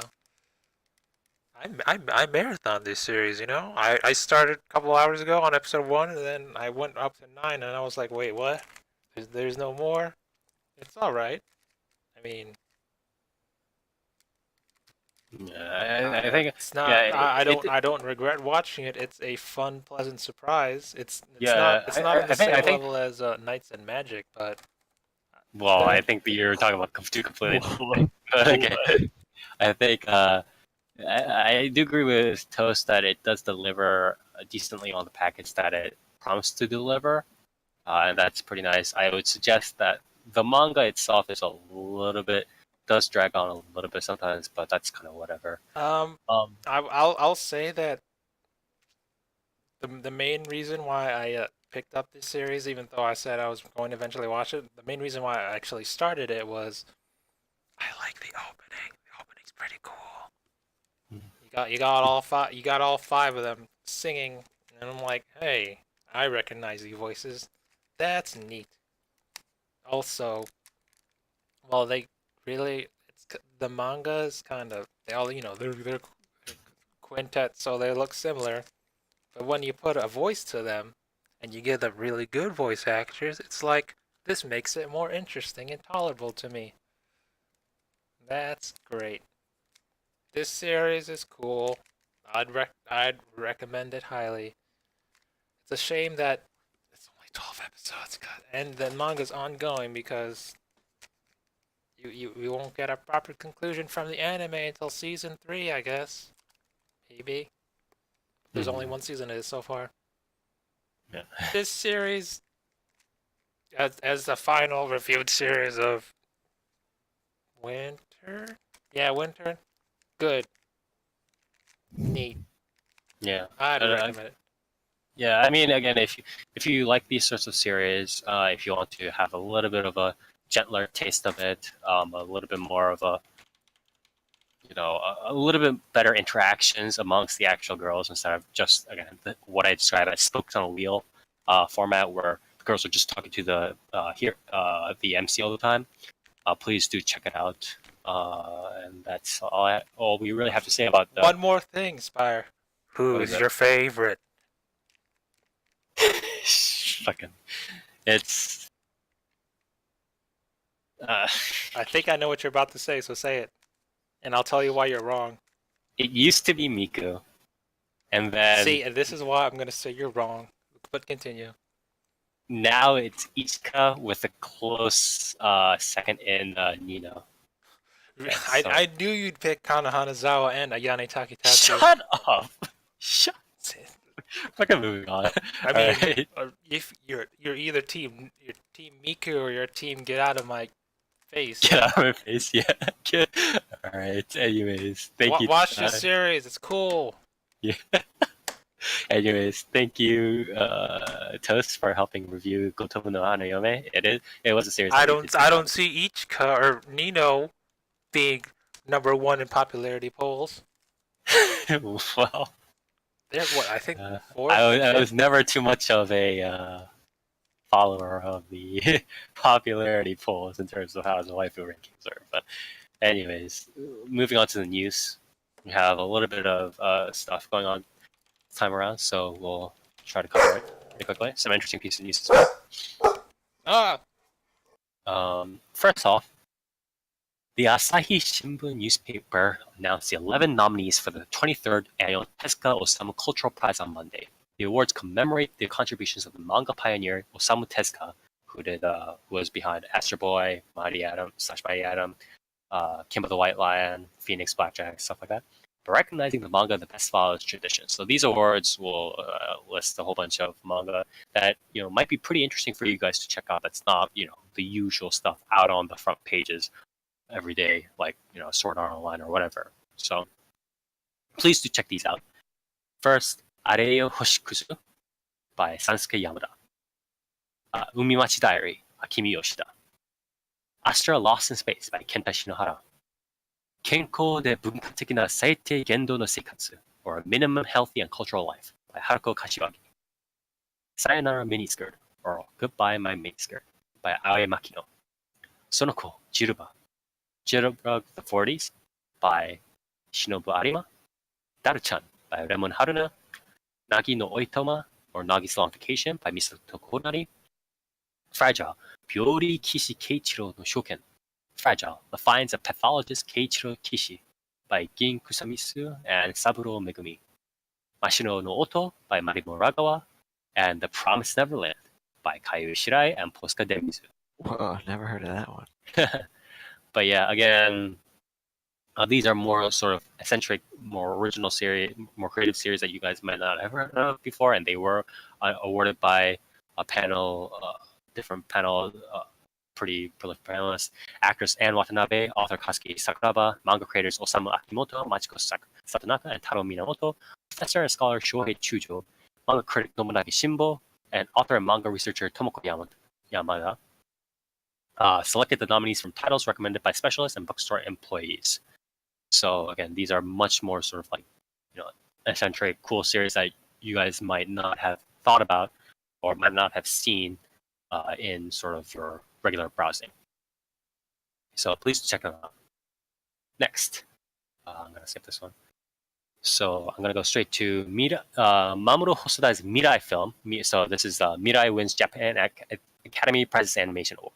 Mamoru Hosodai's Mirai film won the Animation of the Year award at the 42nd Annual Japan Academy Prizes on Friday.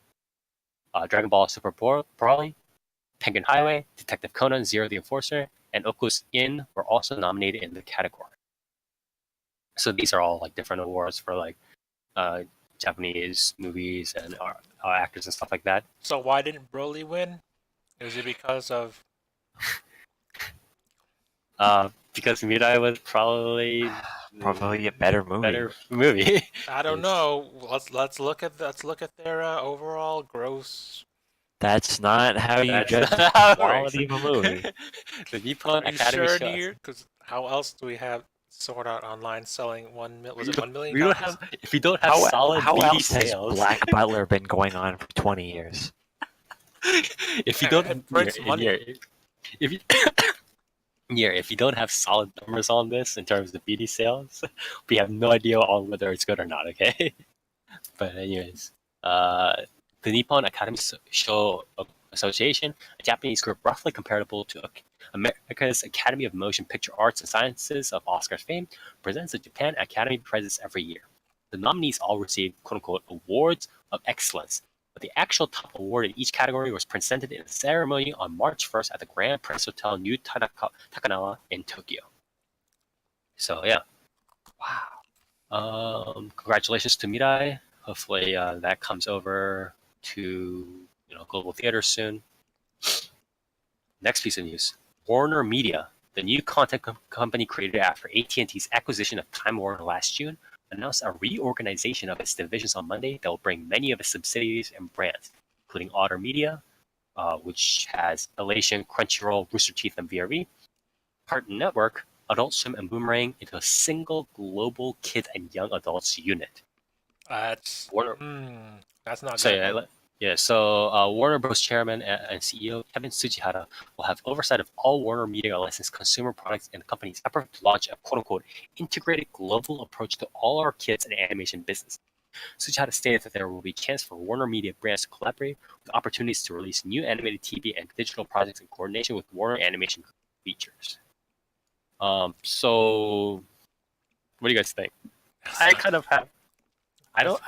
The issue is it's like I sort of have a negative feeling, the same as Toast is doing right now. But my reason is that I feel like if there are more like sort of, let's say, weird, quote unquote, more Japanese culture, like niche anime, right, that are licensed by Crunchyroll, it'll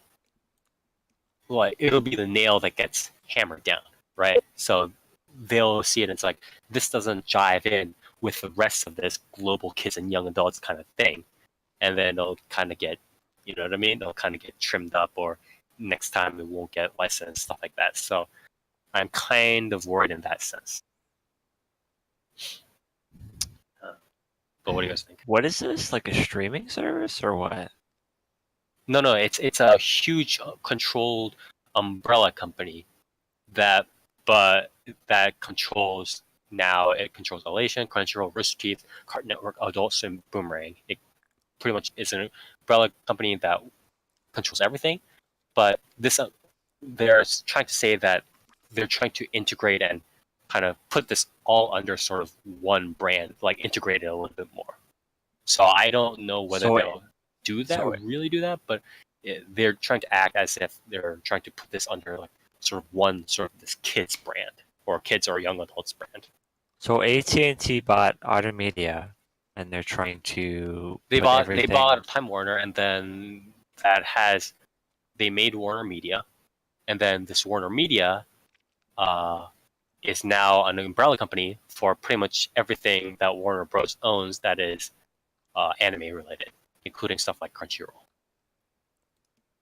Yeah, so they're basically just trying to put an umbrella over the stuff that Otter Media held, right? Yeah, and they're restating their objectives as potentially trying to integrate things a little bit more, like collaboration, brand collaboration, stuff like that. But I don't know whether that means the nail that sticks out will get hammered down. Is sort of my fear. I don't know. I think it's pretty neutral. I don't think because them just slapping. I mean, that's kind of them just slapping a label onto like the market that they believe that Crunchyroll fits into, right? Right. What is the market? What define young adult? Is that like They have no idea either. I think that's the I biggest mean, problem. young adult is like 18 to like 26, right? So I mean, it's probably So somewhere around teenagers. Like millennials, is that the word? I mean, it's like high school, college. Kind of. pretty much, yeah. But yeah, I don't know. I think that's just them slapping like market demographics onto Yeah. some of their like some of the companies that they own. I don't think it's really going to affect anything um in terms of like licensing and stuff. Because like I mean, Rooster Teeth's still making fucking garbage, right? So I don't think Crunchyroll Dude, is going to be affected. Genlock is the next big thing. Yeah, I thought it was Have you heard about Genlock? who's doing Hard Guardian Spice or whatever that show's called. That's Crunch. it's Crunchyroll. We also don't Nice. really know. We also haven't heard a damn thing about it since the first. I really hope. I really that hope might it have been comes out. That'll be that such might a have been tragedy. canned. That'll be such a tragedy if it was. I think the back. So this is just a shot in the dark, but I think if it fails and like if it really like it news gets out that it just completely bombed and the sort of like post mortem comes out, right? I think it'll just be like the people working on it from what I saw were a lot of people who are like how do I say this? They were like they had ideas, but they didn't seem like the type of people who are like they weren't Smart? like let me see they weren't like veteran like animators, you know what I mean? It was A lot of team them of people who They weren't not better brutal. in anything. exactly. They didn't seem like veteran. A lot of them didn't seem like veteran like artists or people who are into it, but also really want to push the theme of diversity or whatever the fuck they were pushing, right? So I feel like that in Yeah, the it was like postmortem it the would be A, like but like except that the A team was just a bunch of people sitting at a table saying, "Hey, this would be what if cool, like but we then used like a nail and a pipe and like that was a gun?" yeah, exactly. So I think the postmortem will come out like they had all these ideas, but none of them could actually do it correctly, and then they just had like infighting and just shit went bad or something bad. I think that's how it'll go. But Look forward to Any- the coverage. yeah. It'll Anyway, happen. Or maybe they realized that maybe admitting that they actively Illegal did not hiring they practices. actively did not hire men for the writing team wait, really? was not a good idea. I didn't and hear it about might that have In though. the trailer, they In the said trailer, they actively said we only hired women for the writing Oh my team. fucking god. Maybe that wasn't a good idea, and maybe it was canceled silently, for legal reasons. either way, it's going to be a real fun Just a theory. post-mortem if it is. Anyway, fucking shaking my head. But anyways, next piece of news. This is the last piece of news before I'll go into the people stuff. This is the continuation of the 13th Annual Seiyu Awards announcements. So the organizers of the 13th Annual Seiyu Awards announced the winners in a ceremony on Saturday. The winners include Best Lead Actor Award. So this is for male actors. Goes to Uchida Yuma or Yuma Uchida. And yes, for anybody asking, this is the little brother of Uchida Maya, who did stuff like Ranko and Idolmaster Cinderella Girls, Rika Tachibana, and Chunibyo, stuff like that. It is that Uchida Maya. This person, Yuma Uchida, also did some roles in like stuff like Idolmaster, which is pretty cool because I have that sort of connection.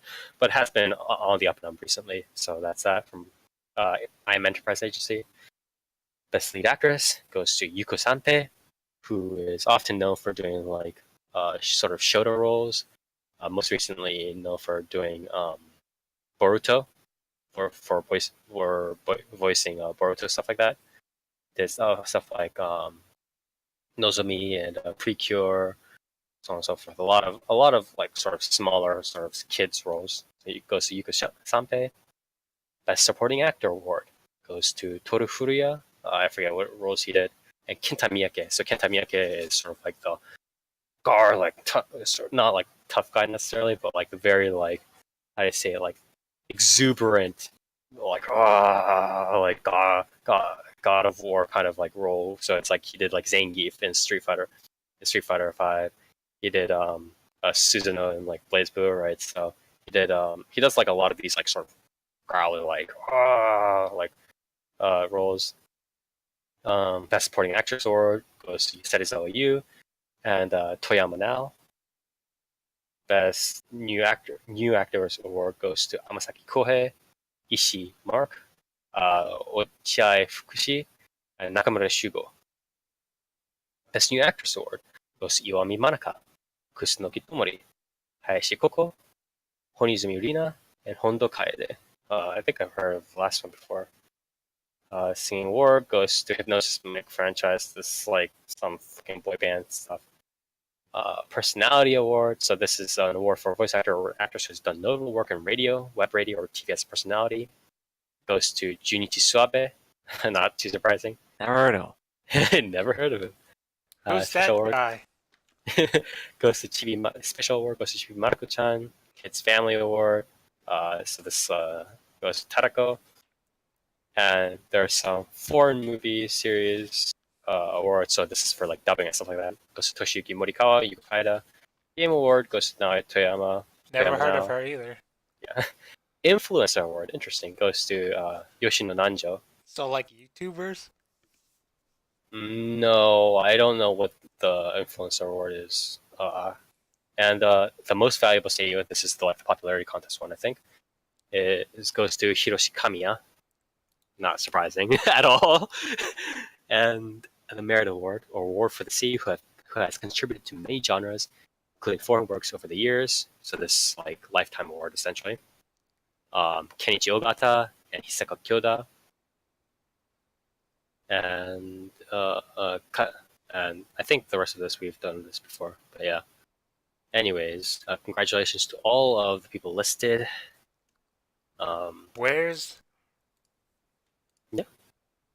Kano? Kanazawa. Yeah, sure. Shut up. I was gonna say Kano Ueda, but sure, let's go with that.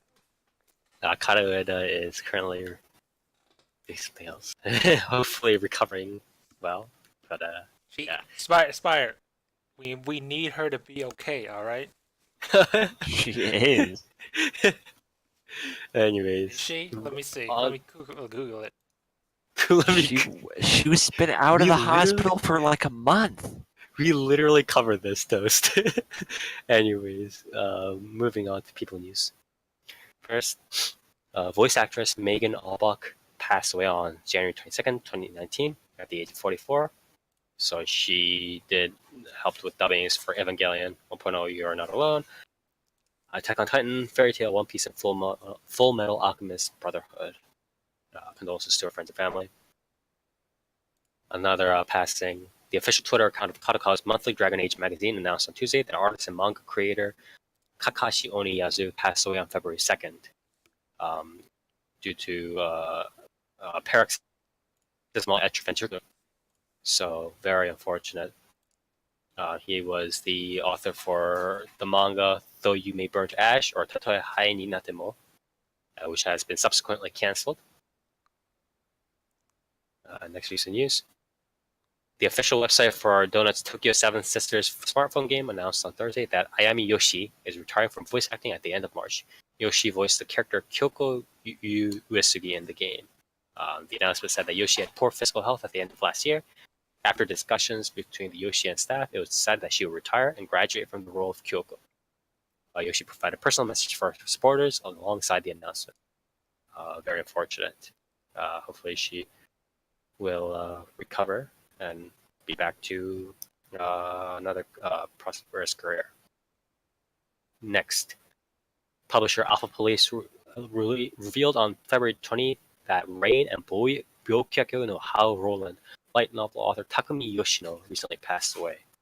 Oh man, I read fucking the second one, Byokyaku no Hao Roland. It's very unfortunate. But yeah, condolences to his friends and family.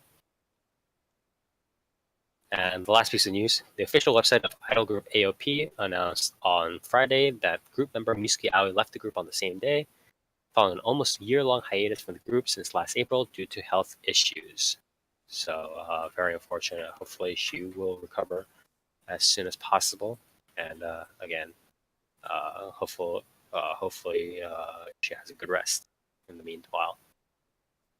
But yeah, with that news aside, we are finally on to our shoutouts and callouts. And everybody here gets one shoutout, and everybody here gets one callout. And the shoutout is one thing that you want to talk up, praise, 10 out of 10, thumbs up. It can be any person, place, or thing. And a call out is the exact opposite. Something that you want to rant over, something that you are angry from the bottom of your heart, something that makes you boil with rage, and it can be any person, place, or thing. And we will start with Toast. Huh? Shoutouts and calls, please. My shout out is the Quintessential Quintets. You're better than I thought you were. I'll give it. Yeah, you Okay. finally got me. You're reining me in. After the anime is over, I'll probably continue the manga at where it left off because Mhm. I already watched the anime. Why would I read the manga for those chapters again? Mhm. So good job, you Okay. guys, You call out? you voice actors, you got me. Wow. Who knew that having 6, top A-list voice actors might end up creating a good environment for people to Yeah. play? What? What? Near, you should check it out. Near Kana Hanazawa's in it. Spire, you should check it out too. What do Ayane you mean I should check it out? Nakatatsu's in it. I read the series, man. I don't need to. Doesn't What? have voices. Yeah, Yeah, sorry. you can't Oh, man. you can't read voices. You hear voices. Sorry. That's one of the five senses. I should have just Yeah, I should have just reading is one of the five senses. Spire, it's not the one you're thinking of. It's not- The key is to just listen to the anime while you Listen. read the yeah, manga. while you read the manga. Yeah. Whoa, that's next level, man. It's like scratch and sniff, but like with fucking like the audio, or like no, it's like fucking it's like audio textbook, right? It's like audio textbook Yeah, or audiobook. Sorry. but with manga. Damn. Oh my god, that'd be pretty No, fucking they should crazy. do that. Yeah, that because they already have like voice dramas, that right? Yeah. Fortunate that they don't have like stuff. But although they are in recent times or in recent years, even official channels have been publishing like, so they've been like releasing like YouTube videos of like chapters, but like so it's like have you seen those like Japanese videos where they like sometimes like they like show like different like panels, like they like zoom to different panels, and then sometimes like people will up what's going on, right? Yeah. Sometimes official channels will do it too, and that's really so. Like fuck, what was it? Karakai Jozu no Takagi-san, right? Yeah. They did like a special on that where Takahashi Rie like voiced like the different like panels and stuff like that. And that was pretty. Anyways, what should call out Toast? A call out is to Nero. Okay, why? Why you gotta lose your arm like that, bro? Why you gotta do that? Why, man? Dante was right when he called you dead weight. Damn. Be like Tien and regrow your arm, you idiot. Don't you remember that? And after Nappa cut off Tien's arm, he's all like, "Oh, just wait till it grows back." Before Chaozu got sent to the next dimension. Yeah, that happens to Chaozu like every day though. Yeah. Chatsu no. But anyways, thank you for your... Nero. Yeah, okay. Thank you for your shout out to callouts.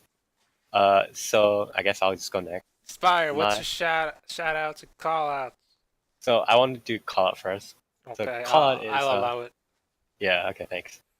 So I recently got sucked into a Mudai server for Discord, What's that? and for those of you who don't know what it is a fucking infinite black hole of wasting time. But it's such a it's a Discord pod, and it essentially lets you do time, like it lets you roll for roll the gacha essentially like every hour or so, no! What are you right? doing?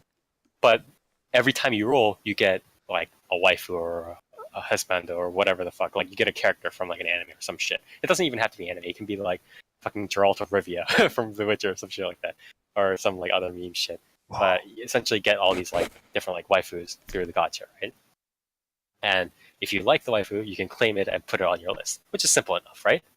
But first of all, obviously these are timed, and you can roll every hour, but you can only claim a character every 3 hours, right? So, like, and the worst part is every time you roll, so it's like you click on a reaction emote that the bot gives you, and then if you click on that emote, you get it, right? And you're like, oh, that's nice. The issue is other people on the server can click on what you rolled. So they can snipe your shit. So if you really like a character, and you're like, oh man, a character I like popped up, and someone else sniped your shit, it's theirs now, motherfucker. And you gotta fucking talk with them, like fucking threaten them, beg them, get some other shit for them, like. And the worst part is it keeps like fucking again the time scale of this. Think about this because it's like in hours, right? So it's like the rolls are in hours, the claims are in hours. So if they fucking snipe your shit, and you have to wait probably for like hours on end to like you find some semblance of a character that they might want or whatever. And So, so so Spire, fucking, who hurt you? Who stole Jogasaki Mika from you? no. The good thing is I'm one of the better snipers in the Discord. Who did you Yes. hurt, Spire? Spire's NTRing other people. So I'm currently one of the major villains in the Discord right Who now. did you steal, Spire? Give us an example. Well, I stole if any of you guys know Anastasia from the Automatic Cinderella Girls, like the Russian girl that is voiced by Uesaka Sumide, the white-haired girl, right? The shortcuts, but Who else? a lot of other people, but that's neither here nor there. But the That's okay. But give us a better I mean, example. I mean, No one knows. No one knows Anastasia. She doesn't. I mean, she doesn't speak good not- Russian. this is not the point, but the point. What is it? The problem is not only does that like the roll and the gotcha and the sniping itself waste time. The issue is I was put in a fucking server where everybody else, because if it was like normal people, right? Like I like slice of life, idle stuff, whatever. And if I was put in like a server with like mainstream anime people and they were all picking stuff like Kirito or Asuna or whatever, I'd be like, yeah, whatever. You guys do your stuff. I'll be over here picking out characters from Tolovru or some other garbage stuff, right? I'll just live my life in peace. Everybody else on this server is a fucking like Idolmaster fan or like there's a slice of life fan. So I'm like fucking staking out the fucking rolls on this gotcha at the hour mark, just being like, all right, fucking am I gonna get that stuff? Like what's gonna happen? So it's like every time like some sort of like let's say a popular idol comes up, like Chihaya from the Idolmaster series, like fucking there are like 50 different people that want them on the wish list, and the bot like mentions like who wants it on their wish list, so it's like 2 lines worth of like at mentions because it's like they all got somebody snipes it, and like for 10 minutes everybody just rages about the fact that idol got sniped. And it's like the worst fucking thing. And it's like I laugh. Such a bad guy, Spire. Hey, I only like What made, the S in Spire stands for snake. hey, I only like sniped like I want to say 7 or 8 important idols, right? Like I didn't cause too much destruction, and I gave out all the idols that they didn't really care about at the end, so it was all fine, kind of, not really, but it was all fine at the end. But I just wanted to fucking call out that shit for wasting so much of my time. It was fun, and I got to know a lot of people's favorites and stuff, and it was interesting. But would I do it again? No. And never. It sounds like you need to implement this into your Discord servers, No, bro. absolutely not. Are Absolutely you afraid that I'll snipe the ones that you like? Spoiler, I no. don't I like just any of yours. I don't want to think about this shit anymore. My shout out is actually to as I mentioned before, a lot of like official like brands and like anime are doing their own virtual YouTuber, right? Oh Stuff, no. and it's like pretty fun. So just Shin Chan Dropkick, for instance, is doing the virtual YouTuber stuff. Dark knows something about that. So who's the Dropkick Chan and a virtual YouTuber there? What do you mean? You said drop. What is it? Dark. What's the name of it? Dropkick on my devil. Yeah. Yeah, Who's the virtual YouTuber for that? They have it's multiple just models. her. They literally bring in like almost like the entire cast. Like they have the witch girl. They have the Jushin or the evil deity there. They have the priestess there. They have like everybody. It's actually kind of cool. But anyways, my recent favorite, and this sounds bad, but bear with me for a moment, is actually Supersonica, virtual YouTuber. You like the fat chicks, huh? What? No, Yeah, that's the other one. Who's the other No, one? no, no, no. Pochiko. Yeah, isn't she the fat No, one? no, no, no, no. Huh? In Supersonica's virtual YouTube channel, she is the only one who's the actual like sort of the character. But the funny thing is, so obviously like all these virtual YouTubers do the same shit, like they do game playthroughs or whatever the fuck they're doing, right? But apparently it turns out that the voice actor behind Supersonico is like she is not scared of any horror game at all. Like she literally like is like, oh, I don't know why people are scared of these games, like horror games. So recently, every game playthrough pretty much that she has been on is in like a different like different fucking like a scare like horror game. Like she's been through Majin no Ie, like the witch's house. She's been through Dark Deception. She's been through Biohazard stuff. She's been through PT. Like she's literally like they are making her run a marathon of scary games, and every like IB like stuff like that, and every single one she's just like, oh no, he's just like she's just like this is I should be scared here, right? Like just like no zero scare, and everybody's just like, what the fuck is going on? And all the meanwhile she's like having fun while in her like supersonical like model, and everybody's just like, I have no idea what's going on, but this is pretty cool. So shout outs to that. It's just like a horror game channel now essentially these days, but it's pretty fun watching her do that. But anyways, Nier, what is your shout out and call out?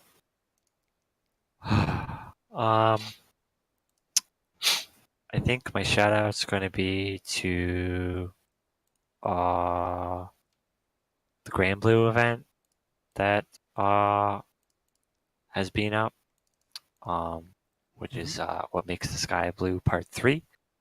Was pretty good. Pretty good story. Pretty fun. And then my call out is going to be the fact that DMC5 has de novo, and it makes my PC fucking explode every Yeah. time I try to play that game, because de novo is fucking cancer. Yeah, fucking very unfortunate that Hey, 2019 hey, de novo hey, fucking Nier, cheer up, crew cut. Yeah, thanks. god damn. All right. Last but not least, Mark. Shout outs calls, please. Dark. He's dead. He's dead. All right, for Oh, dark, I got okay. you. I'll cover Well, for you. No, Here's my shout out Oh, here you because go. I'm actually playing DMC right. um, but yeah. So shout out to Devil May Cry 5 because it's fucking amazing. Is it the best Devil May Amazing Cry soundtrack. game since 3 and 4? Oh, absolutely. It's definitely. I like it honestly. I think I like it a little bit more than 3. I don't know if I like it as much as 4 Special. Well, you gotta wait for 5 special edition then.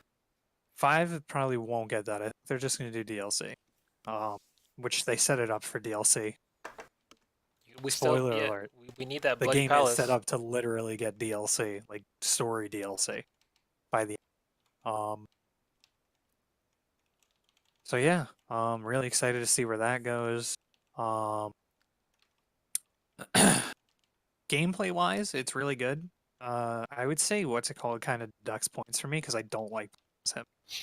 V. I really don't like playing as V. You don't like the There's too summoner much going playstyle? on. No, it's like there's too much shit going on. Like you can never control anything properly because it's like, well, I want, Griffin to be doing his neutral lightning bolts while Shadow is getting in. It's like you can't do that because and while V is trying to back up a bit to like get away from the enemies, it's like you literally can't do that.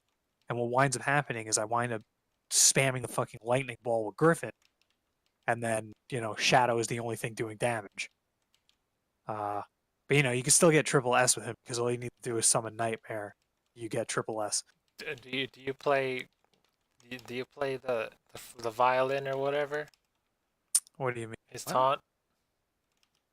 You don't taunt with Where he V? like spins his cane and shit. No, where he plays musical ensembles. Does he really? Yes. Oh, is that the upgraded one? Maybe. I don't have the EX taunts yet because they're like 300,000 orbs and I haven't gone. No, not that one. Not that one. Is it? I don't know. It might be. I haven't seen that yet. The only taunts I've seen him do are, he like spins the cane. Maybe He you does a need. little dance. Okay, what star rating you getting? With him, I'm usually at S to triple S. Like I'm never really below that, All right. unless it's on a boss because I hate fighting bosses with him. What was I gonna say? Your But call yeah, out? as far as DMC goes, but just like the thing is, I don't feel like we've had a game recently that I can really think of. I don't. You want me to At say least it? I can't. You want me to say it? Maybe God Eater. Maybe God Eater had it, but where like throughout the entire game, even up to the end of your first playthrough, it's just constantly introducing new mechanics to you. Like you get 4 missions in with Nero, you're like, oh man, I've mastered this, and then it's like, no, you haven't, because here's another mechanic. And that happens all the way to the end of the game. So I think it's great. Okay, so that's pretty good. And you didn't say your call yet, right? No, I think my call out. Shit, I don't know what my call out's gonna be. I guess I'll just blanket call out to people who like don't research series before they watch them. Like, I'm not saying you have to do like deep research, but like, don't get like 3 episodes into a series. And this isn't a me call out either. It's just more like to save yourself from grief. Yeah, it's Like, don't get 3 episodes into a series that is already like an adaptation, and you're like, man, this series must be great. And I can see where it goes, but it's a genre that like it's something where you basically shouldn't try and do that because you don't know the genre itself.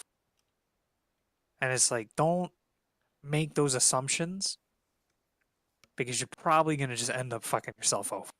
right. It's just This isn't a call out directed towards that person, but it's like if I'm putting in chat like aiming on you essentially because you're saying, like, oh, this series isn't doing this. Like this person said, oh man, this series is great because it's not just like doing this incest thing. And I'm like, dude, it's gonna do that.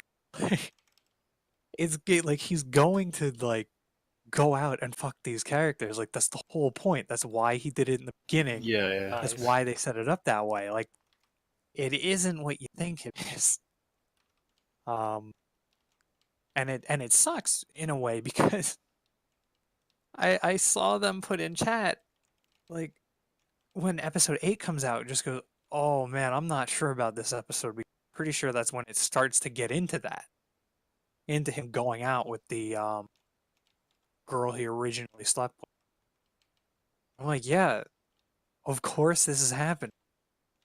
Like, you set yourself up. He already did it once. What's stopping him from doing it again?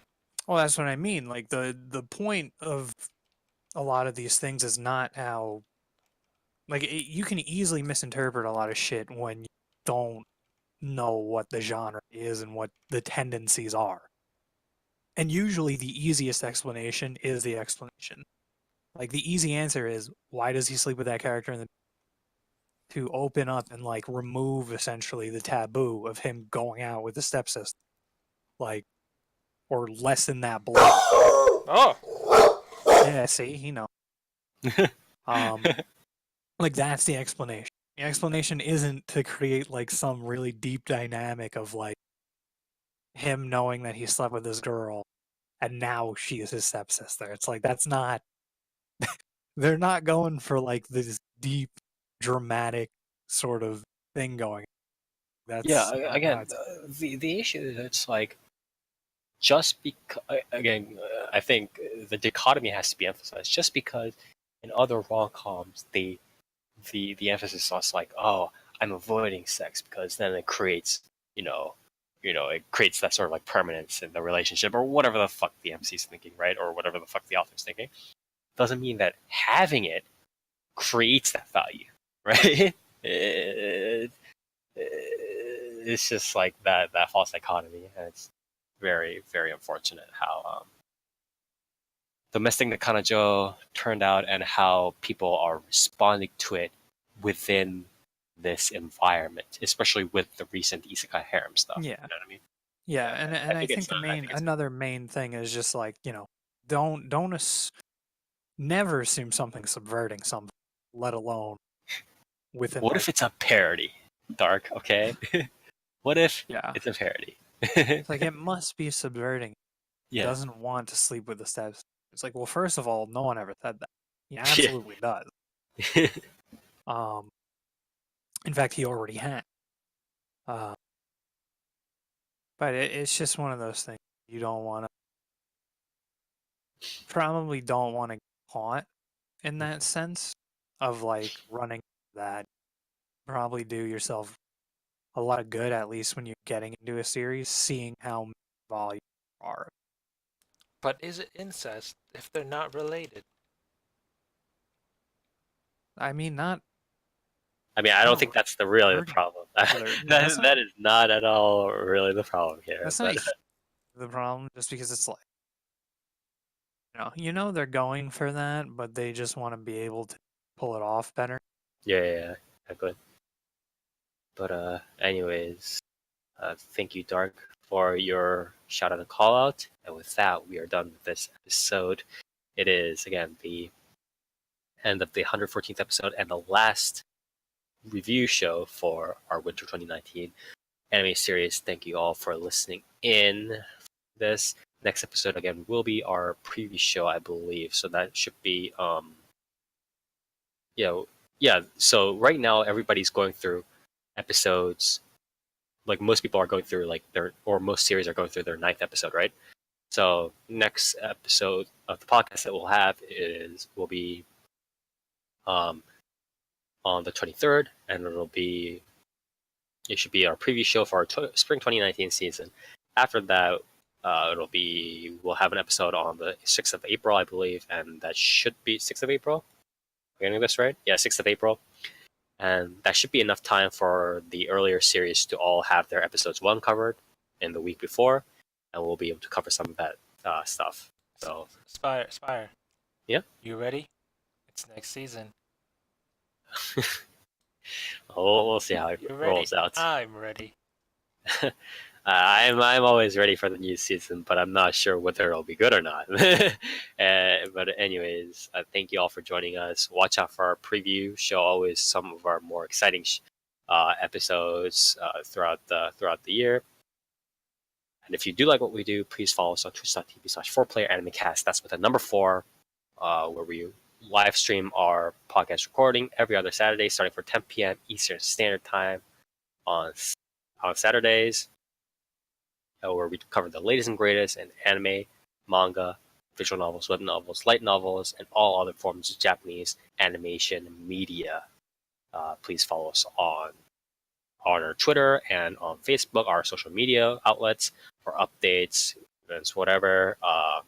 When our VODs come out, you can also check our VODs on YouTube if that's more to your viewing pleasure. And yeah, again, next week, or not next week, but next episode will be the preview, and we'll see you then.